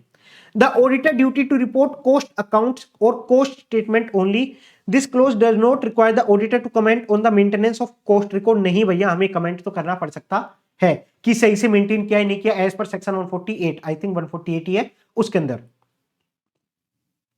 The auditor is required to report whether prescribed cost accounts and cost record have been so made and maintained. Yes, ये आपका करेक्ट ऑप्शन होगा क्योंकि आपको यहाँ पे रिपोर्टिंग करनी पड़ती है, सही से मेंटेन कराया नहीं किया as per section 148। Fifth question, considering the value of inventory that arrive upon the physical verification conducted by the management, value reflected in its books, select the correct option for the instance in the case study to be reported by the auditor on inventory under close to part A। Clause two party के अंदर जब आप physical verification करते हो वहां पे आपके discrepancies arise होती है, तो हम 10% से ज्यादा की डिस्क्रिपेंसीज अराइज होती है तो हम रिपोर्ट करके चलते हैं, वो भी ईच क्लास ऑफ इन्वेंट्री के रिस्पेक्ट में हमने देखा था। अब यहाँ पे एक डाउट क्रिएट होता है, क्योंकि यहाँ पे आपके केस स्टडी देखोगे तो यहाँ पे गिवन है raw material, work in progress, finish goods, stores and spheres के रिगार्डिंग। तो जब यहाँ पे आप 10% का कैलकुलेशन करते हो, परसेंटेज निकालते हो, तो सर क्या मैं बुक ऑफ अकाउंट के ऊपर परसेंटेज निकालूं या फिजिकल वेरिफिकेशन के ऊपर परसेंटेज निकालूं? तो यहाँ पे स्पेसिफिकली गिवन है, कहां पे गिवन है? ये हमारे गाइडेंस नोट देखोगे ना आप, गाइडेंस नोट उसके अंदर गिवन है, गाइडेंस नोट के अंदर गिवन है प्रॉपर कि 10% आप फिजिकल वेरिफिकेशन वाली जो भी आपकी इन्वेंट्री आएगी आफ्टर एडजस्टिंग शॉर्टेज और एक्सेस जो भी होगी उसको एडजस्ट करने के बाद जो भी इन्वेंट्री आएगी उसके ऊपर आप 10% अप्लाई करोगे। जो भी इट मींस फिजिकल वेरिफिकेशन की बात हुई, इट मींस जो भी बुक्स ऑफ अकाउंट है उसके अंदर जब आप फिजिकल वेरिफिकेशन करोगे, एक्सेस और शॉर्टेज को एडजस्ट करोगे, उसके बाद जो अमाउंट आएगी इसके ऊपर आप 10% लोगे। तो यहां पर जब आप कैलकुलेट करोगे डिफरेंस कितना है 20 का, डिवाइड बाय 1160 आएगा ना कि 1180, ध्यान से सुनना, इनटू 100। यहां पे अगर 10% से ज्यादा है, 10% या 10% से ज्यादा है तो रिपोर्ट होगा। सेम आप यहां पे वर्क इन प्रोग्रेस, ये आपका नीचे आ जाएगा, ये भी नीचे आएगा, ये भी नीचे आएगा। इसके हिसाब से आप देख लोगे कौन सा रिपोर्टिंग होगा कौन सा नहीं होगा, कैलकुलेट करके देखना। यहां पे मेरे हिसाब से आपका एक तो स्टोर पार्ट्स के रिगार्डिंग रिपोर्टिंग होगी क्योंकि 40 का डिफरेंस है, 40 का डिफरेंस आप 220 के अंदर लगाओगे तो 10% से ऊपर ही आएगा, ये आपका 22% के अप्रोक्स आ जाएगा। नेक्स्ट, जब मैं फिनिश गुड्स की बात कर रहा हूं तो यहां पे भी आपका कितने का डिफरेंस है, 290 का डिफरेंस है, 2500 के हिसाब से लगाओगे तो ये भी आपका 10% से ऊपर आएगा, तो ये भी आपकी रिपोर्टिंग होगी। स्टोर एंड स्पेयर्स भी रिपोर्टिंग होगा। ये आपका 20 का डिफरेंस है, ये नहीं आ सकता, ये आपका 20 का डिफरेंस है, ये भी नहीं आ सकता। तो finish goods and stores and spares आपकी रिपोर्टिंग होगी। To report difference in the value of work in progress, finish goods, stores and spare, नहीं भैया तीनों रिपोर्ट नहीं होगी क्योंकि 10% और मोर से ज्यादा वर्क इन प्रोग्रेस नहीं है। इसके अलावा क्या कोई भी इंस्टेंस नहीं, ये भी नहीं हो सकता, आपको दो तो रिपोर्टिंग करनी है। To report difference in the value of finish goods and stores and spares, yes इसके रिगार्डिंग आपको रिपोर्टिंग करनी पड़ेगी, क्योंकि यहां पे मोर देन 10% है। Based on the value of books of accounts, इसको काट लो, इस लाइन को कट कर लो, क्योंकि based on the value of physical verification आएगा, वो आपके यहां पे बात होगी, तो ये आपका करेक्ट ऑप्शन होगा। The auditor should also comment on whether they have been properly dealt with the books of accounts, yes हमने कैसे डील करा है बुक्स ऑफ अकाउंट्स के साथ, उसके रिगार्डिंग भी आपको कमेंट करना पड़ता है, रिपोर्ट करना पड़ता है। ये आपका ऑप्शन करेक्ट होगा। यहां पे बोला गया raw material, work in progress, finish goods, नहीं ये भी नहीं हो सकता, ये आपके ऑप्शन नहीं होगा, ऑप्शन सी आपका करेक्ट होगा। तो यहां पे आपका ऑप्शन सी करेक्ट ऑप्शन है।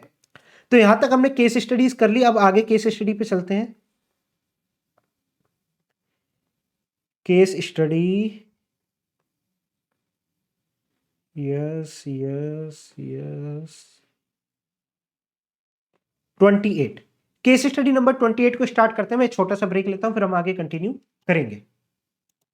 यस अब स्टार्ट करते हैं केस स्टडी नंबर 28। इसकी भी सारी केस स्टडीज के जो भी एमसीक्यूज हैं वो सारे केस स्टडीज से रिलेटेड है, बट एक बार हम एमसीक्यूज को देखते हैं। Considering the description stated in para A of the case, the above audit finding is likely to fall in which of the areas.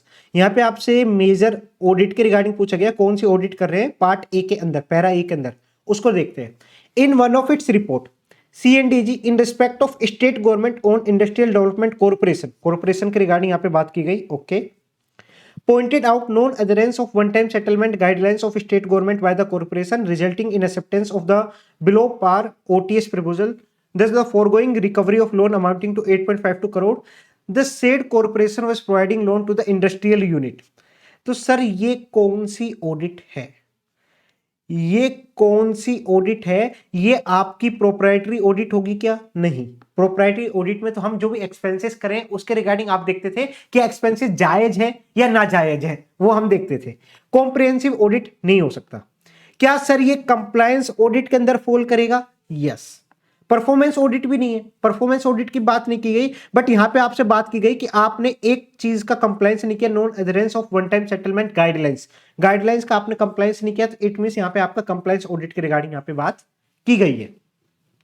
In para B of the case which parliamentary financial committee is likely to examine the above report of C&AG and make its recommendation। तो para B की बात की गई है, यहाँ पे para B में कौन सी रिपोर्ट, कौन से फाइनेंशियल कमिटी के पास जाएगी ये report?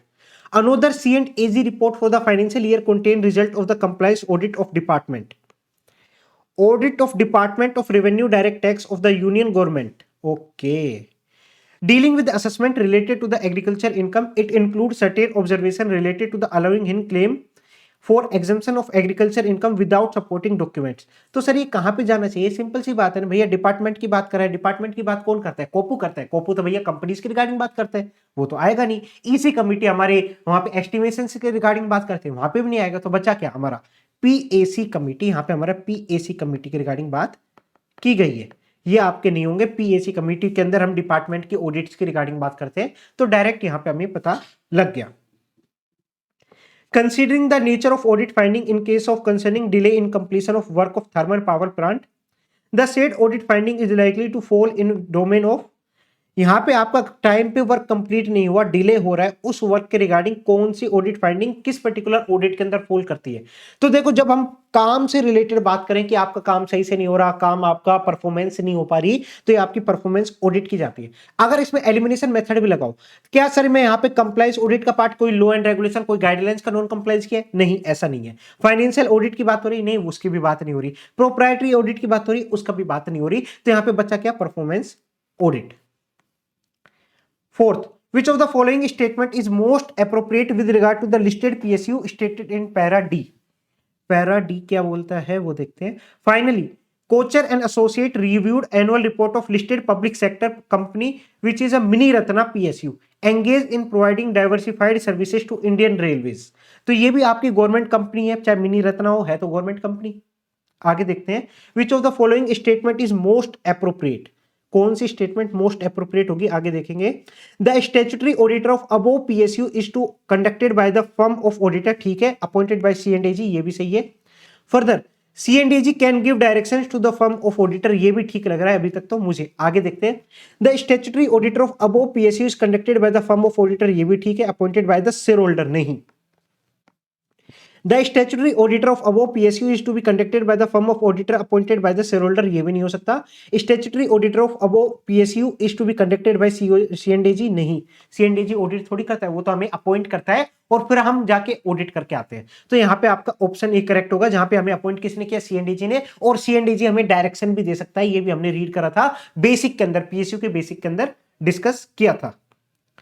PSU engagement are generally attestation engagement or direct reporting engagement. Which of the following statement is correct in this regard? देखो, जब हम PSU की बात कर रहे थे तो वहां पे मैंने एक attestation engagement की बात की थी, एक मैंने डायरेक्ट की बात की थी, डायरेक्ट एंगेजमेंट की। जब मैं बात कर रहा हूं अटेस्टेशन एंगेजमेंट, जैसे आपका फाइनेंशियल स्टेटमेंट की ऑडिट हो गया, वहां पे हम अटेस्ट करके चलते हैं, यस। डायरेक्ट एंगेजमेंट के अंदर हमने बताया था जैसे कंप्लायंस ऑडिट हो गया, प्लस में आपका यहाँ पे परफॉर्मेंस ऑडिट हो गया, तो ये सारे आपके डायरेक्ट एंगेजमेंट होता है, क्योंकि यहाँ पे सब्जेक्ट मैटर भी ऑडिटर भी ही देखेगा। वहां पे क्या होता है, फाइनेंशियल स्टेटमेंट मैनेजमेंट प्रिपेयर करें, हम वहां पे जाके ऑडिट परफॉर्म कर रहे हैं, बट क्या परफॉर्मेंस के अंदर ऐसा कुछ होता है, नहीं। परफॉर्मेंस में तो आप खुद जाके एनालाइज करोगे परफॉर्मेंस सही से हो रही है नहीं हो रही उस पर्टिकुलर प्रोग्राम की, उस पर्टिकुलर ऑब्जेक्टिव्स के regarding.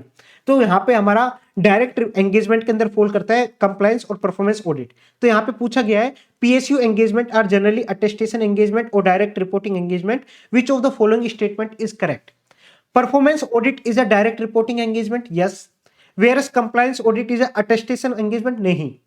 Performance audit is attestation engagement, नहीं। Performance audit and compliance audit are generally direct reporting engagement, yes. ये आपका करेक्ट ऑप्शन होगा। फिफ्थ का सी, फोर्थ का ए, यस, हमने फोर्थ का ए ही करा था। थर्ड का ए भी ठीक है, PSU के रिगार्डिंग CNDG हमारी परफॉर्मेंस ऑडिट की बात कर रहे हैं, और सेकंड में सी सही आएगा, क्योंकि यहाँ पे हमने बात की थी कौन सी कमेटी की, PAC कमेटी की। और फिर ये आपका ए पॉइंट ठीक है, यहाँ पे हमारा कंप्लायंस ऑडिट के रिगार्डिंग यहाँ पे बात की गई है। अब चलते हैं हमारे केस स्टडी नंबर 29 का ओनली एक MCQ देखते हैं, क्योंकि ये आपका थोड़ा सा कैलकुलेशन बेस्ड MCQ है, इसलिए इसको डिस्कस कर रहे हैं। As a statutory auditor of Samarth limited, identify the aggregate amount which shall be reported under clause 9। Clause 9 कौन सा था, जहां पे रिपेमेंट की रिगार्डिंग बात करता है, वहां पे आपका कितना अमाउंट डिस्क्लोज होगा in CARO 2020 reporting on account of utilization of term loan. Term loan का कितना यूटिलाइजेशन किया है, सही से यूटिलाइजेशन किया है नहीं किया, लॉन्ग टर्म पर्पस को आपने शॉर्ट टर्म पर्पस के लिए यूटिलाइज किया नहीं किया, वो सारी चीज हमें रिपोर्टिंग करनी पड़ती थी, यस। उसी के रिगार्डिंग पूछा गया। अब केस स्टडी के अंदर देखते हैं।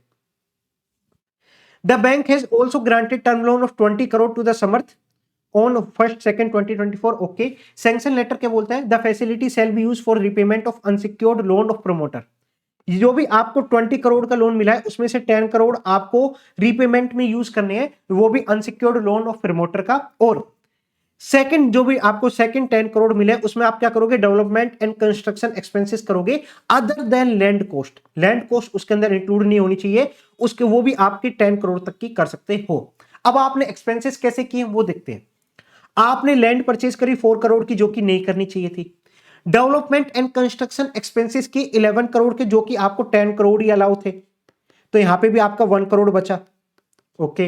Repayment of unsecured loan of promoter, यहां पे 3 करोड़ का आपने दिया, जहां पे आप 10 करोड़ का दे सकते थे, आपने 3 करोड़ ही दिया है, बाकी 7 करोड़ भी बच रहे होंगे। आगे देखते हैं।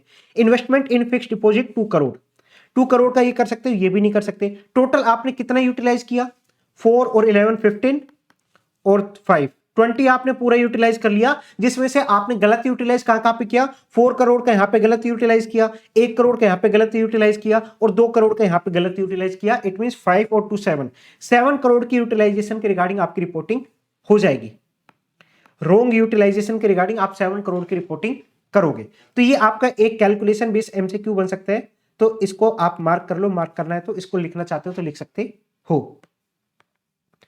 केस स्टडी 30 हम डिस्कस करते हैं फटाफट।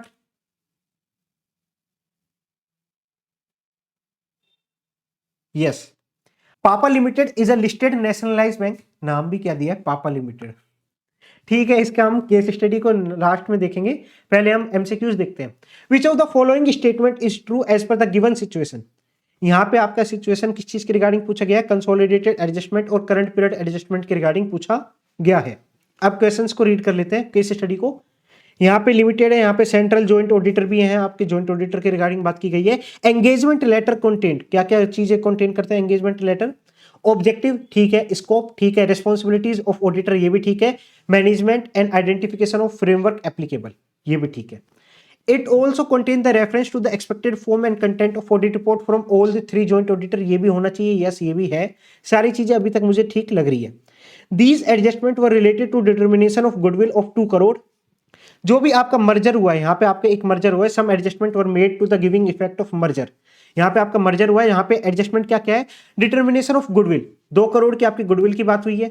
माइनॉरिटी इंटरेस्ट आपका 50 लाख की बात हुई है। सम इंट्रा ग्रुप ट्रांजेक्शन हुए हैं 15 लाख के, और कोई आपके अकाउंटिंग पॉलिसीज के रिगार्डिंग जो आप हार्मोनाइज करते हो अकाउंटिंग पॉलिसीज, वो भी आपके 30 लाख के हुए हैं। तो उसी के रिगार्डिंग आपका एमसीक्यू 1 है। एमसीक्यू 1 क्या बोलता है कि विच of the following statement is true? Permanent consolidated adjustment कितने अमाउंट की हुई है, और करंट पीरियड कंसोलिडेटेड एडजस्टमेंट कितने अमाउंट की हुई है। तो जब यहां पे हम देखते हैं 2 करोड़ क्या परमानेंट एडजस्टमेंट के अंदर फॉल करता है? यस। गुडविल आप एक साल हर बार नहीं निकालोगे, जब आपकी एडजस्टमेंट होती है, जब आपका मर्जर होता है तो उसी टाइम निकालते हो, तो ये आपके परमानेंट के अंदर फॉल हो जाएगा। नेक्स्ट, माइनॉरिटी इंटरेस्ट भी आप स्टार्टिंग में ही निकालते हो, तो भी ये 50 लाख आपका जब एडजस्ट हो जाएगा, ये भी आपका परमानेंट एडजस्टमेंट के अंदर फॉल करता है। तो आपके 2.5 सीआर तो परमानेंट एडजस्टमेंट हो गई। अब आगे देखते हैं इंट्रा ग्रुप ट्रांजैक्शन, ये आपका करंट पीरियड की एडजस्टमेंट होती है, हर साल आप चेंज करते हो, तो ये आपका 15 लाख का हो गया। और जो अकाउंटिंग पॉलिसीज है ये भी आपके करंट पीरियड एडजस्टमेंट के अंदर फॉल करती है, तो ये भी आपका 30 लाख यहां पर जाएगा, 45 लाख। अब देखते हैं करेक्ट ऑप्शन क्या है। 250 परमानेंट यस, और 45 कंसोलिडेशन यस, ये आपका ए ऑप्शन करेक्ट हो जाएगा। ये गलत है, ये गलत है, ये गलत है, तो आपका ए ऑप्शन करेक्ट होगा। List down all of the month whose date has been selected inappropriately by CA Das for calculation of SLR compliance। जब आप SLR compliance करते हो तो वहां पे हमने देखा था जो भी डेट लोगे वो 12 और डेट्स होनी चाहिए अदर देन फ्राइडेज। तो यहाँ पे हमें वही सारी चीजें चेक करनी है। तो यहाँ पे आपको साफ साफ डेज की बने, क्या आप फ्राइडे ले सकते हो? नहीं ले सकते। क्या आप फ्राइडे ले सकते हो? नहीं ले सकते। क्या आप फ्राइडे ले सकते हो? नहीं ले सकते। तो ये 3 फ्राइडे आप नहीं ले सकते। तो कौन कौन सा हो गया? जून, जुलाई, अक्टूबर, ये तीनों आप रिपोर्टिंग नहीं कर सकते। तो इसके रिगार्डिंग यहां पे आपसे इनएप्रोप्रिएटली पूछा गया है, तो यहां पे जून, जुलाई, अक्टूबर, ये आपका सी ऑप्शन करेक्ट होगा। While calculating SLR compliance of Papa Limited, what will be the value of DTL on 31st March? 31st मार्च में DTL की वैल्यू कितनी होगी?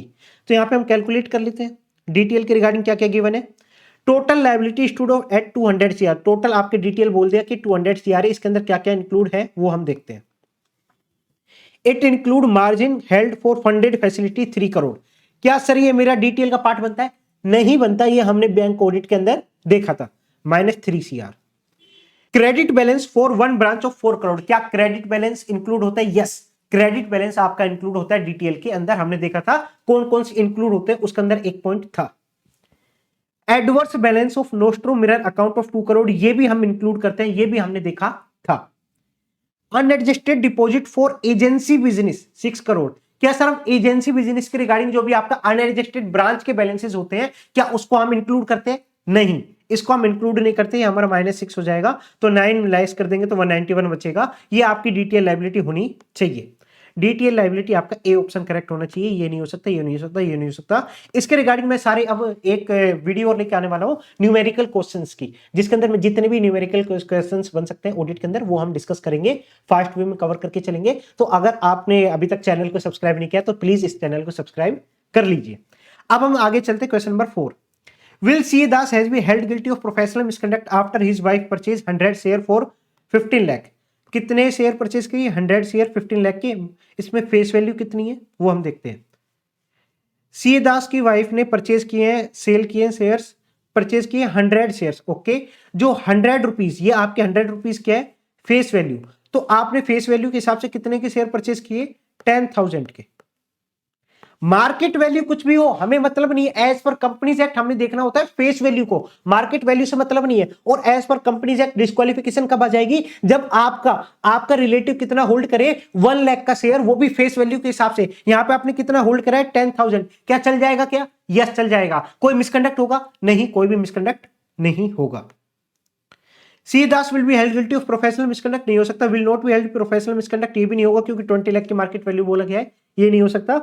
Will not be held guilty of professional misconduct, yes, क्योंकि यहाँ पे 1 लाख की face value से कम है, इसलिए आप गिल्टी नहीं हो। तो ये ऑप्शन आपका करेक्ट होगा। फिफ्थ पॉइंट देखते हैं, in the given situation whether the audit engagement letter issued by the Papa limited. इसके अंदर है ना एक छोटी सी मिस्टेक है। क्या मिस्टेक है? देखो, हम ऑडिट के रिगार्डिंग जो भी एंगेजमेंट लेटर होता है वहां पे हम क्या क्या ऑब्टेन करते हैं, एक तो ऑब्जेक्टिव होता है, एक स्कोप होता है, फिर आपकी रिस्पॉन्सिबिलिटीज आ जाती है दोनों की, ऑडिटर की, मैनेजमेंट की, ठीक है, आइडेंटिफिकेशन ऑफ एएफआरएफ हो जाता है और expected form and content report हो जाती है। ये आपके एंगेजमेंट लेटर का पार्ट बनते हैं। तो यहाँ पे एंगेजमेंट लेटर के अंदर क्या क्या इंक्लूड करा हुआ है वो देखते हैं। डिटेल ऑफ ऑब्जेक्टिव आ गया, स्कोप आ गया, रिस्पॉन्सिबिलिटीज ऑफ ऑडिटर, यहां पे कोमा में मैनेजमेंट लिखा हुआ है। अब ये मैनेजमेंट में भी कटेगा क्योंकि आपका ऑप्शन उसी हिसाब से दिया हुआ है, तो इसको आप कट कर लो, या तो इस मैनेजमेंट को, या फिर ऑप्शंस में हम चेक करेक्ट करके चलेंगे, क्योंकि यहाँ पे रिस्पॉन्सिबिलिटीज दोनों की बात की गई है, ऑडिटर की, मैनेजमेंट की भी, तो ये थोड़ा सा कंफ्यूजन होगा, हम आगे ऑप्शन देखेंगे जब आपको बताऊंगा। एंड आइडेंटिफिकेशन ऑफ फ्रेमवर्क, ये भी आपके गिवन है, और आपका expected form and content report, ये भी आपका गिवन है। अब ऑप्शंस देखते हैं, एंगेजमेंट रिपोर्टिंग के regarding, sorry, audit engagement letter के रिगार्डिंग क्या क्या इंक्लूड होना चाहिए। Engagement letter issued specify the identification of framework applicable, yes, whereas as per SA 210 it should not specify identification of framework applicable, नहीं भैया, ये गलत है, क्योंकि ऐसे 210 बोलता है कि फ्रेमवर्क के अंदर आपका आइडेंटिफिकेशन आना चाहिए, फ्रेमवर्क का आइडेंटिफिकेशन आना चाहिए। Engagement letter issued does not specify the responsibilities of the management, whereas as per the SA 210 it should also specify the responsibilities of management। देखो, यहां पे बोला गया कि जो एंगेजमेंट लेटर इशू किया है उसके अंदर रिस्पॉन्सिबिलिटीज नहीं डाली, और एज पर एस 210 रिस्पॉन्सिबिलिटीज आनी चाहिए थी, but as per case study यहां पे जो लैंग्वेज लिखी हुई है उस हिसाब से मैनेजमेंट की रिस्पॉन्सिबिलिटीज गिवन है। इसलिए मैं आपको यहां पे बोल रहा हूं कि मैनेजमेंट का नाम काट दो, क्योंकि मैनेजमेंट का नाम काट दोगे तो यहां पे आपका मैनेजमेंट की रिस्पॉन्सिबिलिटीज के रिगार्डिंग डिस्कस नहीं किया, और एज पर एस 210 मैनेजमेंट की रिस्पॉन्सिबिलिटीज आनी चाहिए, तो ये आपका ऑप्शन करेक्ट हो जाएगा। बाकी ऑप्शंस भी देख लेते हैं। Engagement letter issued specify the expected form of report, whereas S 210 आपका कंटेन नहीं करता एक्सपेक्टेड फॉर्म ऑफ रिपोर्ट, ये भी नहीं हो सकता। There was no discrepancy in the engagement letter issued, ये ऑप्शन भी आ सकता है। अगर आप मैनेजमेंट को नहीं काटोगे तो आपका ये ऑप्शन करेक्ट हो जाएगा, अगर वहां पे मैनेजमेंट वर्ड को काट दोगे तो ये ऑप्शन करेक्ट हो जाएगा। सॉल्यूशन के अंदर आपका बी पॉइंट करेक्ट दिया हुआ था, इसलिए मैंने वहां पे आपका मैनेजमेंट कट करा दिया, तो आप बी पॉइंट को टिक लगा लेना। तो ये सारे ऑप्शंस हमने करेक्ट करे हैं। अब चलते हैं हम नेक्स्ट केस स्टडी पे, case study number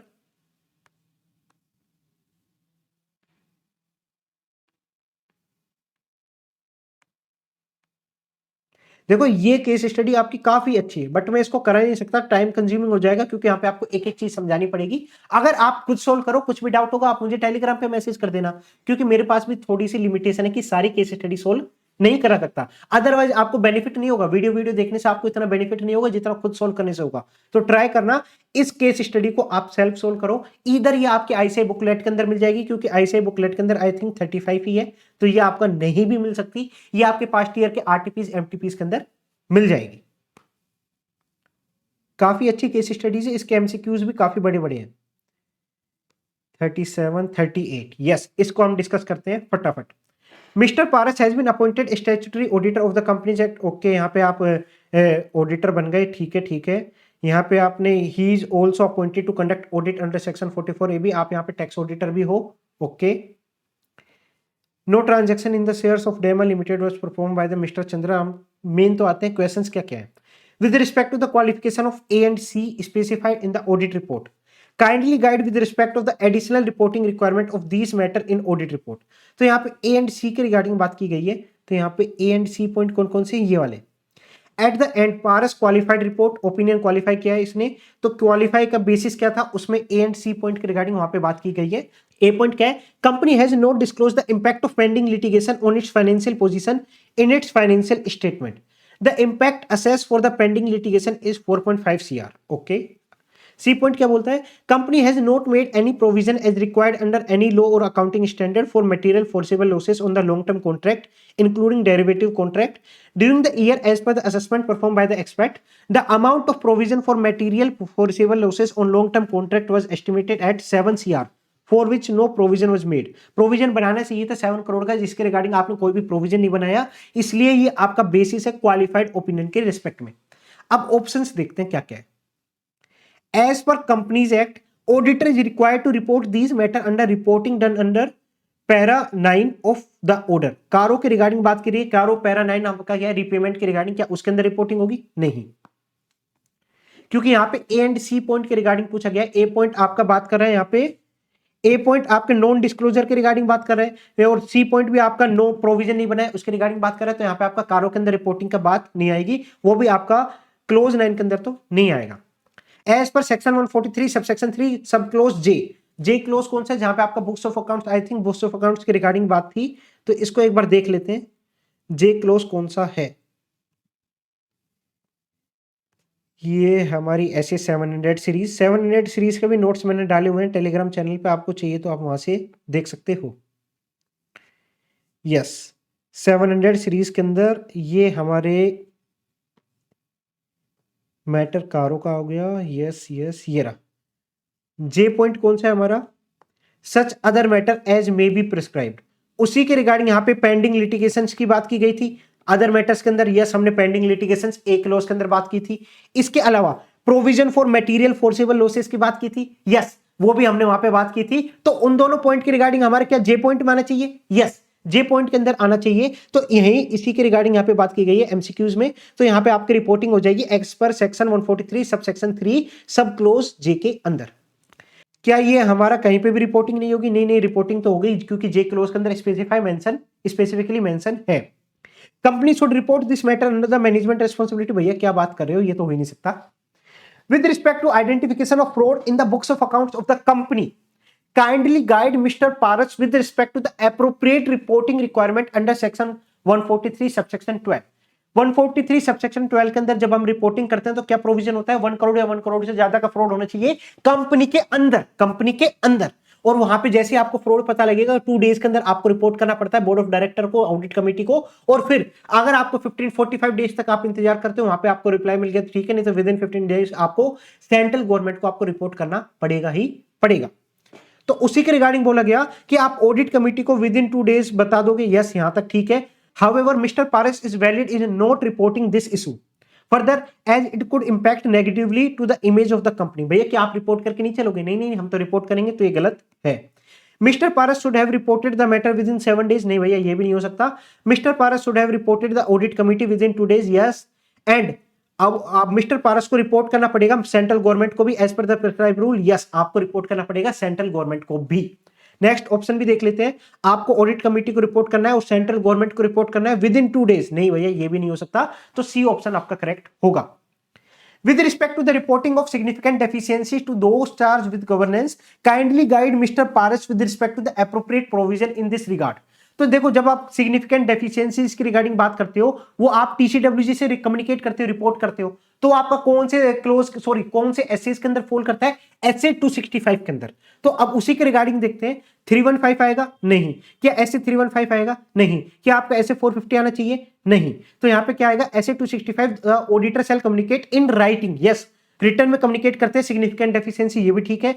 in internal control identified during the audit to TCWG on timely basis. Yes, ये ऑप्शन आपका करेक्ट होगा। देखो, अगर यहाँ पे कुछ गड़बड़ होती है तो हम बाकी ऑप्शंस पे देखते हैं, बट यहाँ पे ऐसे 265 करेक्ट है, यहाँ पे आपका रिटर्न में सिग्निफिकेंट डेफिशिएंसी है, टाइमली बेसिस में आप कम्युनिकेट करें, तो बी ऑप्शन आपका करेक्ट होगा। Question number 4, The external auditor team decided rely and use the work of internal audit function। ऐसे 620 बोलता है या तो आप इंटरनल ऑडिट फंक्शन के वर्क को यूज कर सकते हो या फिर इंटरनल ऑडिटर को यूज कर सकते हो एज ए डायरेक्ट असिस्टेंस। तो यहां पे आप उसके वर्क को यूज करके चल रहे हो। In the areas where the more judgement was involved, where the risk of material misstatement were assessed has higher level. जिस मैटर के रिगार्डिंग उसके वर्क को आप यूज कर रहे हो, वहां पे कहीं ना कहीं रिस्क ऑफ मटेरियल मिसस्टेटमेंट कितनी है? हाई है। Okay, based on the above information, kindly guide the audit team regarding use of work of internal audit function as per SA 610। Sorry, हमने 620 बोल दिया था स्टार्टिंग में, SA 610 की बात हो रही है इंटरनल ऑडिटर की।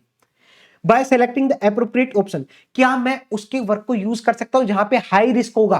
नहीं। हमने देखा था, फैक्टर्स देखे थे, हमने काफी चीजें देखी थी, जहां पे ऑब्जेक्टिव एंड कॉम्पिटेंस नहीं है वहां पे यूज मत करना, जहां पे high risk of material misstatement है वहां पे यूज मत करना, जहां पे हाई जजमेंट इन्वॉल्व है वहां पे यूज मत करना। तो यहाँ पे हाई रिस्क इन्वॉल्व है, आप यूज करोगे क्या वर्क? नहीं करोगे।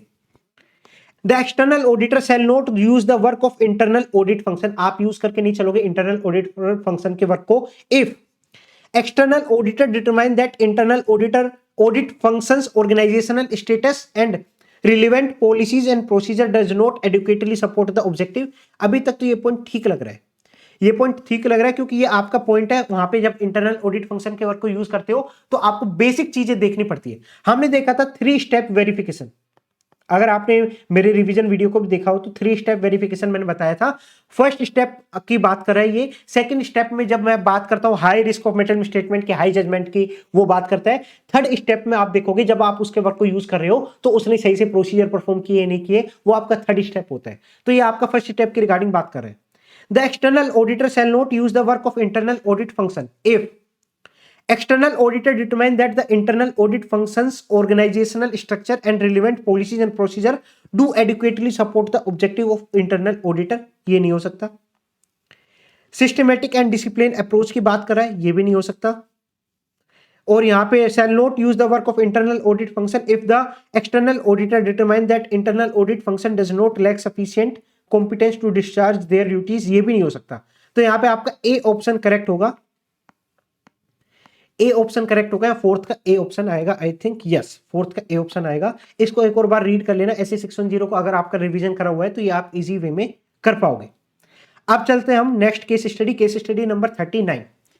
During the planning stage of audit of mobile and cell limited the statutory auditor of the company ABC and company decided, क्या डिसाइड किया, to evaluate whether the use of internal audit function का use करना चाहिए नहीं करना चाहिए, ये सारी चीज बात की गई, काफी बड़ी केस स्टडी है। हम आते हैं मेन एमसीक्यूज पे। Audit of company, auditor of the company decided to draw attention of user of audit report on existence of material uncertainty related to the event that may cast significant doubt. Attention draw करना है going concern के respect में, okay, by disclosing the same in OM paragraph, OM paragraph के अंदर आप disclose करके चल रहे हो। As a engagement quality control reviewer guide the auditor about the correct way of disclosing the existence of material uncertainty related to the event that have casted significant doubt on the entity's ability to continue as a going concern when the management has not made appropriate disclosure on the material uncertainty in the financial statement। देखो आपने कोई भी disclosure नहीं दिया, significant doubt था, आपने कोई भी डिस्क्लोजर नहीं दिया, उसके रिगार्डिंग आपसे पूछ रहा है कि आप गाइड करके दो ऑडिटर को कि कहां पे इसकी रिपोर्टिंग होगी, कैसे इसकी रिपोर्टिंग होगी। सबसे पहले क्या ये लिस्टेड एंटिटी है, आई थिंक लिस्टेड एंटिटी की ही बात हो रही है क्योंकि यहां पे आपका EQCR अपॉइंट हुआ है। बाकी हम देखते हैं आगे, ऑप्शंस देखते हैं। When the management has not made appropriate disclosure on the material uncertainty in the financial statement and there exists a material uncertainty related to the event that may cause significant doubt on the entity's ability to continue as a going concern, auditor should disclose the same in key AM paragraph। क्या sir मुझे की AM paragraph के अंदर disclose करना चाहिए? आ सकता है, but एक बात बताओ, जब मैनेजमेंट ने कोई डिस्क्लोजर दिया ही नहीं, मैनेजमेंट ने गोइंग कंसर्न के रिगार्डिंग जहां पे मटेरियल अनसर्टेनिटी एग्जिस्ट करती थी वहां पे मैनेजमेंट कोई डिस्क्लोजर ही नहीं देती, तो क्या आपका ओपिनियन मॉडिफाई होना चाहिए? क्या आपका कोई और पैराग्राफ आएगा? आप खुद सोच के बताओ, क्योंकि ऐसे 570 के अंदर मैंने काफी अच्छे से बताया था, अगर मटेरियल अनसर्टेनिटी एग्जिस्ट करती है, मैनेजमेंट ने वो चारों डिस्क्लोजर नहीं दिए, तो हम या तो क्वालिफाइड या एडवर्स ओपिनियन इशू करते हैं, और क्वालिफाइड कब आएगा, एडवर्स कब आएगा, वो भी मैंने डिस्कस किया था। Disclosure of the material uncertainty in the financial statement is the responsibility of the management, तो ये ऑडिटर कमेंट नहीं करेगा भैया, ये भी गलत है। The management not made appropriate disclosure of material uncertainty in the financial statement. There existence of material uncertainty related to the significant doubt. Okay, ठीक है। इस केस के अंदर आप क्वालिफाइड और एडवर्स ओपिनियन इशू करोगे और उनके जो बेसिस होंगे उसके अंदर आप एक्सप्लेन करोगे, जो अब आप ओएम पैराग्राफ के अंदर एक्सप्लेन कर रहे हो ना केस स्टडी के रेस्पेक्ट में, वो आप अब बेसिस ऑफ ओपिनियन के अंदर एक्सप्रेस करोगे, ना कि ओएम पैराग्राफ के अंदर। तो ये ऑप्शन आपका करेक्ट है। बाकी एक और ऑप्शन देख लेते हैं, management has not made appropriate disclosure of material uncertainty, इसके रिगार्डिंग आप अनमोडिफाइड ओपिनियन दोगे क्या? नहीं, तो यहां पे आप मॉडिफाई करके चलोगे ओपिनियन। ये मैंने ऐसे 570 के अंदर काफी अच्छे से रिवीजन वीडियो में भी समझाया है, आप चाहो तो देख के आ सकते हो। Second question, in view of current scenario, which of the following requirement as per SA 610 are required to be fulfilled by the statutory auditor of the company prior to using the direct assistance of internal audit team? देखो direct assistance use करने से पहले आप क्या obtain करते हो, क्या fulfil करते हो। तो वहां पे हमने देखा था कि आप ऑब्टेन करोगे रिटर्न एग्रीमेंट, किससे, मैनेजमेंट से भी और इंटरनल ऑडिटर से भी। तो यहाँ पे मैनेजमेंट से ऑब्टेन करा है, ठीक है। यहाँ पे ऑब्टेन करोगे इंटरनल ऑडिट टीम से, यस। तो बोथ ए एंड बी दोनों से आप ऑब्टेन करके चलते हो रिटर्न एग्रीमेंट, वही आपका यहाँ पे बात की गई है। Question number 3, considering the inherent limitation with respect to the inventory count, the audit team decided not to perform any other procedure or not to obtain any documentary evidence from the management with respect to the inventory. Guide the audit team in the current scenario by selecting the appropriate option. एक बार case study read कर लेते हैं इसके regarding.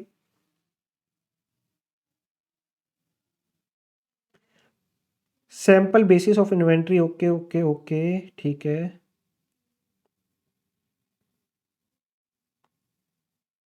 Yes, management allowed auditor to attend physical inventory count. However, management did not allow audit team to perform any other procedure during the physical count. क्यों मना कर दिया वो हम देखेंगे। When inquired from the management regarding the denial to the auditor from performing additional audit procedure, आपको additional audit procedure perform करने से मना कर दिया। Okay, along with the attended inventory count, the management explained that the inventory consists of very unstable chemical and inflammable gas which require handling skill and care, क्योंकि काफी ज्यादा मतलब काफी टॉक्सिक गैस है, तो ऑडिटर के जाना पॉसिबल नहीं हो सकता, इसलिए आपको मना कर रहे हैं। तो जब ऑडिटर के लिए इम्प्रैक्टिकेबल होता है तो आप क्या करते हो, अल्टरनेटिव ऑडिट प्रोसीजर परफॉर्म करते हो। यस, तो आगे देखते हैं। Any carelessness in handling the inventory can result in catastrophe. As a result, due to safety standard and policies, the management can not allow the auditor to perform additional audit procedure. वहां पे आपको procedure perform करने से मना कर दिया। अब question क्या पूछा है कि considering the inherent limitation with respect to the inventory count, जो कि हमारी इनहेरेंट लिमिटेशन है, प्रैक्टिकल नहीं है। Audit team decided not to perform any other procedure और not to obtain any documentary evidence from management with respect to the inventory. Guide the audit team in current scenario by selecting the appropriate option. आपको alternative audit procedure perform करना पड़ेगा, वहां से भी आपको audit evidence नहीं मिलता तो आप मॉडिफाई करके चलोगे। If auditor has not obtained sufficient and appropriate audit evidence as to the material financial statement assertion, auditor shall not attempt to obtain further audit evidence। ये नहीं हो सकता। If auditor has not obtained sufficient and appropriate audit evidence to the material financial statement assertion, क्योंकि हम SA 501 के अंदर material inventory की regarding बात करते हैं, the auditor shall attempt to obtain further audit evidence।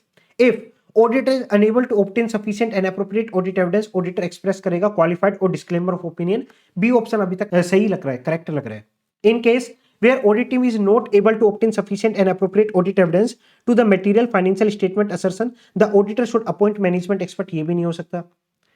Communicate करेंगे मैनेजमेंट के साथ और रिटर्न रिप्रेजेंटेशन ले लेंगे, ये भी नहीं होता। आप अल्टरनेटिव ऑडिट प्रोसीजर परफॉर्म करोगे और वहां से प्रोसीजर परफॉर्म करने के बाद आप वहां से ऑब्टेन करोगे sufficient and appropriate audit evidence. अगर आप ऑब्टेन नहीं कर पा रहे तो आप मॉडिफाई करके चलते हो अपने ओपिनियन को।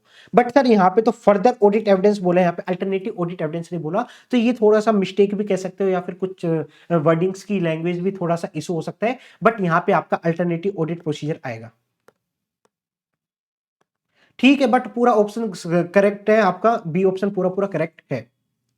Question number 4. Based on the recalculation performed by the audit team, the total payroll cost arrived for the period was 30,75,000. Analysis and guide the audit team with respect to the result obtained from the substantive analytical procedure by selecting appropriate option from below. तो यहाँ पे आपका analytical procedure के regarding पूछा गया, case study पे चलते हैं। Yes, the engagement manager identify the total payroll cost, जो भी आपके फाइनेंशियल स्टेटमेंट के अंदर वो 30 लाख की बुक की गई है। अब आप उसको एनालिटिकल प्रोसीजर के हिसाब से चेक करोगे। कैसे चेक करते हैं एनालिटिकल प्रोसीजर में, नंबर ऑफ एम्प्लॉय और उनके पर वेजेस के हिसाब से आप मल्टीप्लाई करके आप एक्सपेक्टेड कॉस्ट ऑब्टेन कर लेते हो। 150 एम्प्लॉय, यस 150 एम्प्लॉय जिसकी सैलरी कितनी 20,500 के हिसाब से, तो आपका यहाँ पे 30,75,000 आपका पेरोल कॉस्ट आ रही है। And the independent expectation develop for the payroll cost between 30 lakh 32 lakh. आपने एक्सपेक्टेशन डेवलप करी कि 30 लाख से 32 लाख के बीच में होगी तो चल जाएगा, कोई दिक्कत नहीं है, कोई और प्रोसीजर परफॉर्म नहीं करेंगे। हम प्रोसीजर परफॉर्म करते हैं जब भी आपको कोई इनकंसिस्टेंसी मिलती है, वो जब आपके एक्सपेक्टेड अमाउंट से डिफरेंट आ रही हो। तो यहाँ पे आपके एक्सपेक्टेड अमाउंट के आसपास आ रही है एक्चुअल जो आपने यहाँ पे कैलकुलेट करा है एनालिटिकल प्रोसीजर से, तो इस केस के अंदर आपका चल जाएगा, कोई दिक्कत नहीं है। यहाँ पे आपको और प्रोसीजर परफॉर्म करने की रिक्वायरमेंट नहीं है। The difference identified between the payroll cost derived through the substantive analytical procedure and the expectation developed is material। नहीं, material नहीं है। The amount drive through substantive analytical procedure is not, ये भी नहीं हो सकता। The total payroll cost is well with in the expected developed and the difference between the amount recorded and the amount derived from the substantive analytical procedure is not material, yes, ये आपका correct option होगा। Hence it does not require any further investigation, कोई भी further investigation नहीं होगी, तो ये आपका करेक्ट ऑप्शन होगा। यहाँ पे डी ऑप्शन भी करेक्ट नहीं है। Fifth question, based on the above outcome of direct expenses testing, the audit team decided to project the total misstatement on the entire balances considering for testing as per the calculation performed. Projected misstatement was 1,68,889. Kindly analyze and guide the audit team with respect to the result obtained from the substantive testing by selecting appropriate options. तो यहाँ पे जब बात की गई projected misstatement की, तो ये आपकी प्रोजेक्टेड मिसस्टेटमेंट है। टोटल के ऊपर आपने कैलकुलेट करिए प्रोजेक्टेड मिसस्टेटमेंट जो आपकी 1,68,889 आई है। बट एक और बात, जो आपने यहाँ पे क्लासिफाई करा है freight expenses, loading charges, shipping charges, packaging expenses, storing expenses, ये आपने एक टाइप से डिवाइड कर दिया। जो आपने सैंपल लिए थे, यहाँ पे सैंपलिंग की बात हो रही है, आपने कुछ सैंपल लिए थे, तो आपने इसमें से कुछ सैंपल लिए, इसमें से कुछ सैंपल लिए, इसमें से कुछ सैंपल लिए, इसमें से कुछ सैंपल लिए, इसमें से कुछ सैंपल लिए। अब जब आपने डिवाइड कर रखा है, एक एक ग्रुप को आपने डिवाइड करा हुआ है, उसमें से आप एक एक सैंपल ले रहे हो, तो क्या प्रोजेक्टेड मिसस्टेटमेंट आप क्या टोटल पे कैलकुलेट करते हो? नहीं, ये आपका हो जाता है स्ट्रेटिफिकेशन। जब आप एक ग्रुप वाइज डिवाइड कर देते हो और उन ग्रुप में से आप सैंपल लेते हो, वो आपका स्ट्रेटिफिकेशन होता है। और स्ट्रेटिफिकेशन केस के अंदर हमने डिस्कस किया था, प्रोजेक्टेड मिसस्टेटमेंट आपकी ग्रुप वाइज कैलकुलेट होती है। ग्रुप वाइज कैसे कैलकुलेट होगी? एक आप फ्रेट एक्सपेंसेस के रिगार्डिंग आप प्रोजेक्टेड मिसस्टेटमेंट निकालोगे। कैसे? 10 सैंपल लिया आपने, 25,000 की आपकी एक्सेप्शन आई है, 25,000 डिवाइड बाय टोटल सैंपल कितना है 1 लाख का, इंटू 5 लाख। ऐसे आपकी इसकी प्रोजेक्टेड मिसस्टेटमेंट आएगी। फिर आपके लोडिंग चार्जेस के, फिर शिपिंग चार्जेस के, पैकेजिंग के, स्टोरिंग एक्सपेंसेस के, सबकी अलग अलग प्रोजेक्टेड मिसस्टेटमेंट आएगी। फिर सबको क्यूमुलेट कर लोगे, वो आपकी आ जाएगी प्रोजेक्टेड मिसस्टेटमेंट। आप यहाँ पे टोटल के बेसिस के ऊपर नहीं निकाल सकते स्ट्रेटिफिकेशन केस के अंदर, ये हमने ऐसे 530 के अंदर डिस्कस किया है। और कोई एनोमली होगी तो वो आप लेस करके चलोगे। अब ऑप्शंस देखते हैं कौन कौन से हैं। The projected misstatement calculated is appropriate, नहीं, आप टोटल के ऊपर कैलकुलेट करिए, आपको ग्रुप वाइज कैलकुलेट करनी चाहिए थी। When a class of transaction or account balances has been divided into strata, the misstatement is required to be projected for each stratum separately. It means आपका each group की separate projected misstatement निकलेगी। The audit team approach is incorrect with the respect to the calculation of projected misstatement. Yes. Audit team should recalculate the projected misstatement. Yes. Then they should consider its impact on the overall audit opinion based on the materiality. Yes. तो B option आपका correct होगा। ये दोनों आपके भी correct नहीं होंगे, इनको जस्ट रीड कर लेना। तो ये आपके ऑप्शंस थे, ये आपके करेक्ट ऑप्शंस हैं। अब चलते हैं हमारी और केस स्टडी के ऊपर। ज्यादा केस स्टडी बची नहीं, हमारी एक दो केस स्टडी बची है। ये केस स्टडी भी आपकी काफी अच्छी है, इसको भी आप सेल्फ करोगे तो अच्छा है।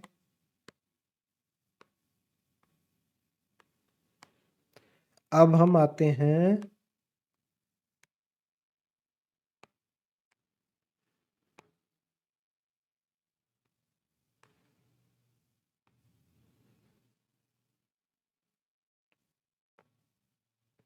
यस 54। ये केस स्टडी भी अच्छी है, ये आपके रिसेंट आरटीपी एमटीपी या एग्जाम में आई होगी, तो बट ये केस स्टडी काफी अच्छी है, इसको भी देख के चलते हैं। हम डायरेक्ट क्वेश्चंस पे आते हैं। Considering the factor influence audit procedure for the opening balances, which of the following is the most appropriate course of action under relevant standard on auditing. Standard on auditing के हिसाब से SA 510 के अंदर कौन सा most appropriate course of action होगा? Perform audit procedure in prior period to obtain audit evidences related to the opening balances. क्या sir मैं कोई ऑडिट प्रोसीजर परफॉर्म करता हूं प्रायर पीरियड के ऊपर? नहीं, आप करंट पीरियड के ऊपर प्रोसीजर परफॉर्म करोगे या ओपनिंग बैलेंसेस के ऊपर प्रोसीजर परफॉर्म करोगे, प्रायर पीरियड के ऊपर प्रोसीजर परफॉर्म नहीं करते। Evaluate whether prior period closing balances has been correctly brought forwarded, yes ये मैं करता हूं, बट ऊपर वाला पॉइंट नहीं करता।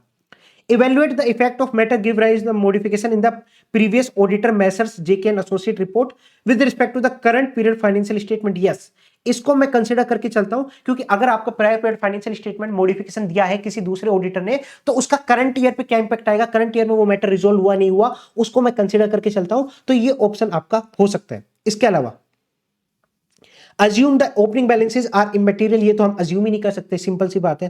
Accept the accounting policies applied to the opening balances based solely on management assertion. Management के असर्शन के बेसिस पे चलेंगे क्या? नहीं, आपको देखना पड़ता है खुद की कंसिस्टेंट है या नहीं है, कोई चेंजेस करा है तो प्रॉपर डिस्क्लोजर दिया नहीं दिया, उसके बेसिस पे होता है। तो यहां पे आपका बी ऑप्शन करेक्ट होगा। Based on SA 530, which of the following is the most appropriate response for the auditor in handling these situation while performing sample testing and procedure? क्या सिचुएशन है, अब इसको रीड करना पड़ेगा. Yes, during the testing the following scenario arose. A selected item could not be tested because supporting document was unavailable. अगर आपके पास supporting document available नहीं होता, उस केस के अंदर हम मॉडिफाई करके चलेंगे हमारे ओपिनियन को. इट मींस हमारे ओपिनियन के ऊपर इफेक्ट आ सकता है. क्यों सर? अगर यहां पे आपके पास डॉक्यूमेंट ही अवेलेबल नहीं है, एक केस ही होता है कि आपका जो सैंपल है वो ही गलत है. अगर आपका सैंपल गलत होता है, इट मीन जैसे मैं आपको बोलूं कि आपने multiple checks as a sample निकाले थे, अब उसमें जब आप एक चेक को चेक कर रहे थे तो उसके अंदर वो कैंसल्ड चेक था, और वो कैंसल्ड चेक के ऊपर आप सैंपल कर ही नहीं सकते, आप प्रोसीजर परफॉर्म नहीं कर सकते. उस केस के अंदर आप रिप्लेस करके चलते हो. बट अगर आपका सैंपल सही है बट आपके पास डॉक्यूमेंट अवेलेबल नहीं है, तो उस केस के अंदर मेरे ओपिनियन के ऊपर इफेक्ट आ सकता है अगर मटेरियल है तो. Second, deviation was identified in the sample that could potentially indicate a misstatement in the population. Okay, आपको deviation भी मिली है. The auditor found an item that seemed anomalous but required further procedure to confirm was not representative of the population. अगर कोई anomaly निकलती है तो उसको हम projected misstatement से पहले ही लेस कर देते हैं. फिर अगर वो ठीक हो जाती है तो ठीक है, अदरवाइज लास्ट में जाके जब projected misstatement कैलकुलेट करते हैं उसके अंदर हम anomaly को ऐड करते हैं. ऐसे 530 के अंदर काफी अच्छे से बताया था. इसी के रिगार्डिंग आपसे पूछ रहे हैं Which of the most appropriate response क्या होगा ऑडिटर का. If audit procedure is not applicable on the selected item. देखो ये जो ऊपर वाला पॉइंट पूछा है और जो ये ऑप्शन दिया है दोनों अलग है. वहां पे बोला गया था कि जो आपका और सैंपल है वो तो ठीक है, बट उसके ऊपर आप प्रोसीजर परफॉर्म नहीं कर पा रहे क्योंकि डॉक्यूमेंट अवेलेबल नहीं है. बट यहां पे बोला गया है सेलेक्टेड आइटम के ऊपर आप एप्लीकेबल ही नहीं हो पा रहा वो audit procedure. Then the auditor shall perform only alternative procedure but not a replacement item. नहीं, आपको रिप्लेस करना पड़ेगा उस आइटम को. तो इस केस के अंदर ये ऑप्शन आपका करेक्ट नहीं है. In case whether the auditor consider a misstatement or deviation discovered in the sample, तो उस केस में अंदर आपने अगर एनोमली मान के चला है तो आपको हाई डिग्री ऑफ सर्टेनिटी लेनी पड़ती है कि वो आपका एनोमली पॉपुलेशन का पार्ट ना हो. Is representative of the population, is representative of the population है, is not the representative of the population होना चाहिए. ये ऑप्शन भी आई थिंक करेक्ट नहीं है. Relies only on the result of sample and assume the deviation identified is immaterial, ये भी नहीं हो सकता.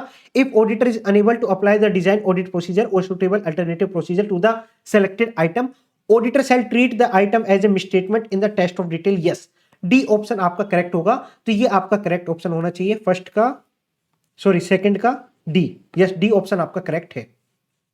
यहां पे आपका है ना नोट आना चाहिए था, अदरवाइज ये आपका करेक्ट हो सकता था, बट यहां पे नोट नहीं है इसलिए आपका बी भी नहीं आएगा, डी आएगा.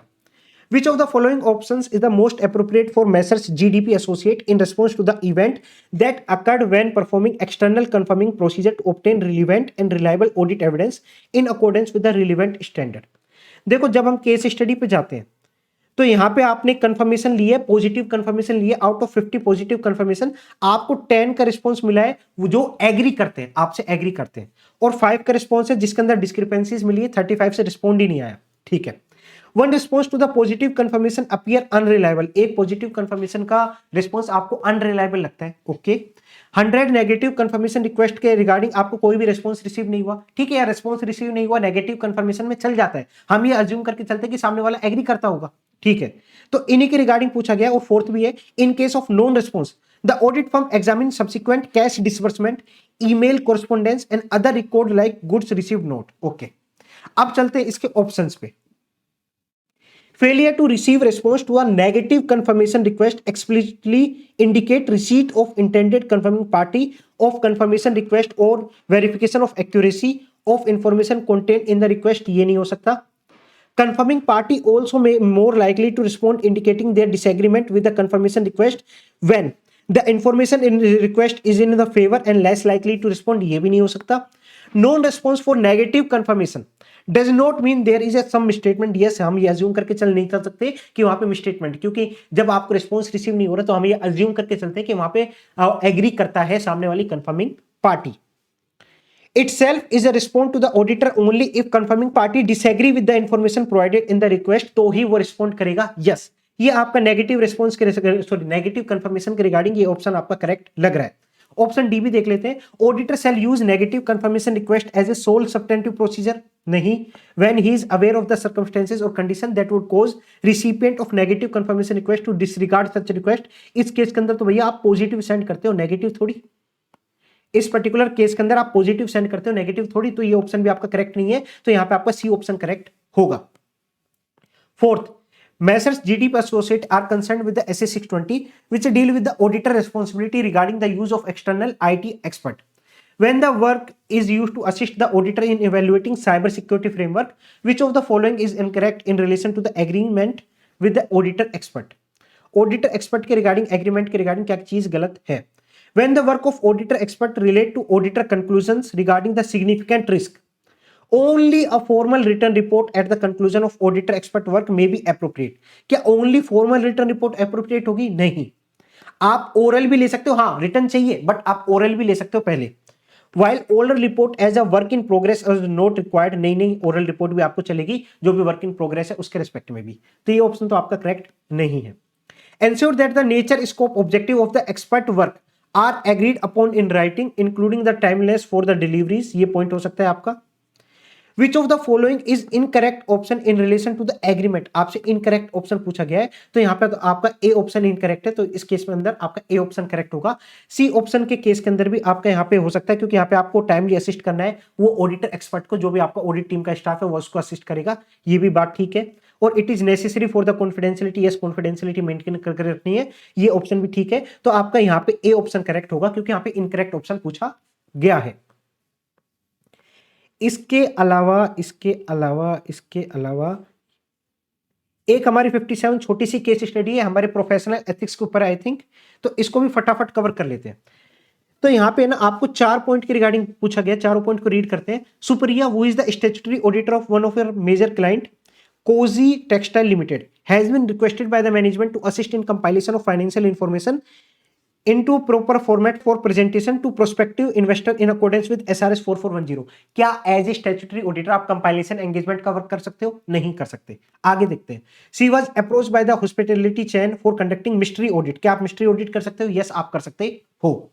Supriya hold the position of director simpliciter in a fair private limited, क्या आप डायरेक्टर बन सकते हो? यस, आप डायरेक्टर सिंप्लिसिटर बन सकते हो विदाउट एनी स्पेशल परमिशन। आगे देखते हैं। The company is now requesting her to digitally sign ROC form, क्या आप आरओसी फॉर्म साइन कर सकते हो? नहीं कर सकते, एज पर ईएसबी डिसीजन मना कर दिया गया था। Additionally, to expand her practice, she is planning to use a messaging application to inform business group about her firm's services। ये आप कर सकते हो? नहीं, ये सोलिसिट हो जाएगा, क्लोज 6 के अंदर गिल्टी हो जाओगे। Which of the following is correct with regard to the CA Supriya approached by the hospitality client for conducting mystery audit? आप accept कर सकते हो, कोई भी दिक्कत नहीं है।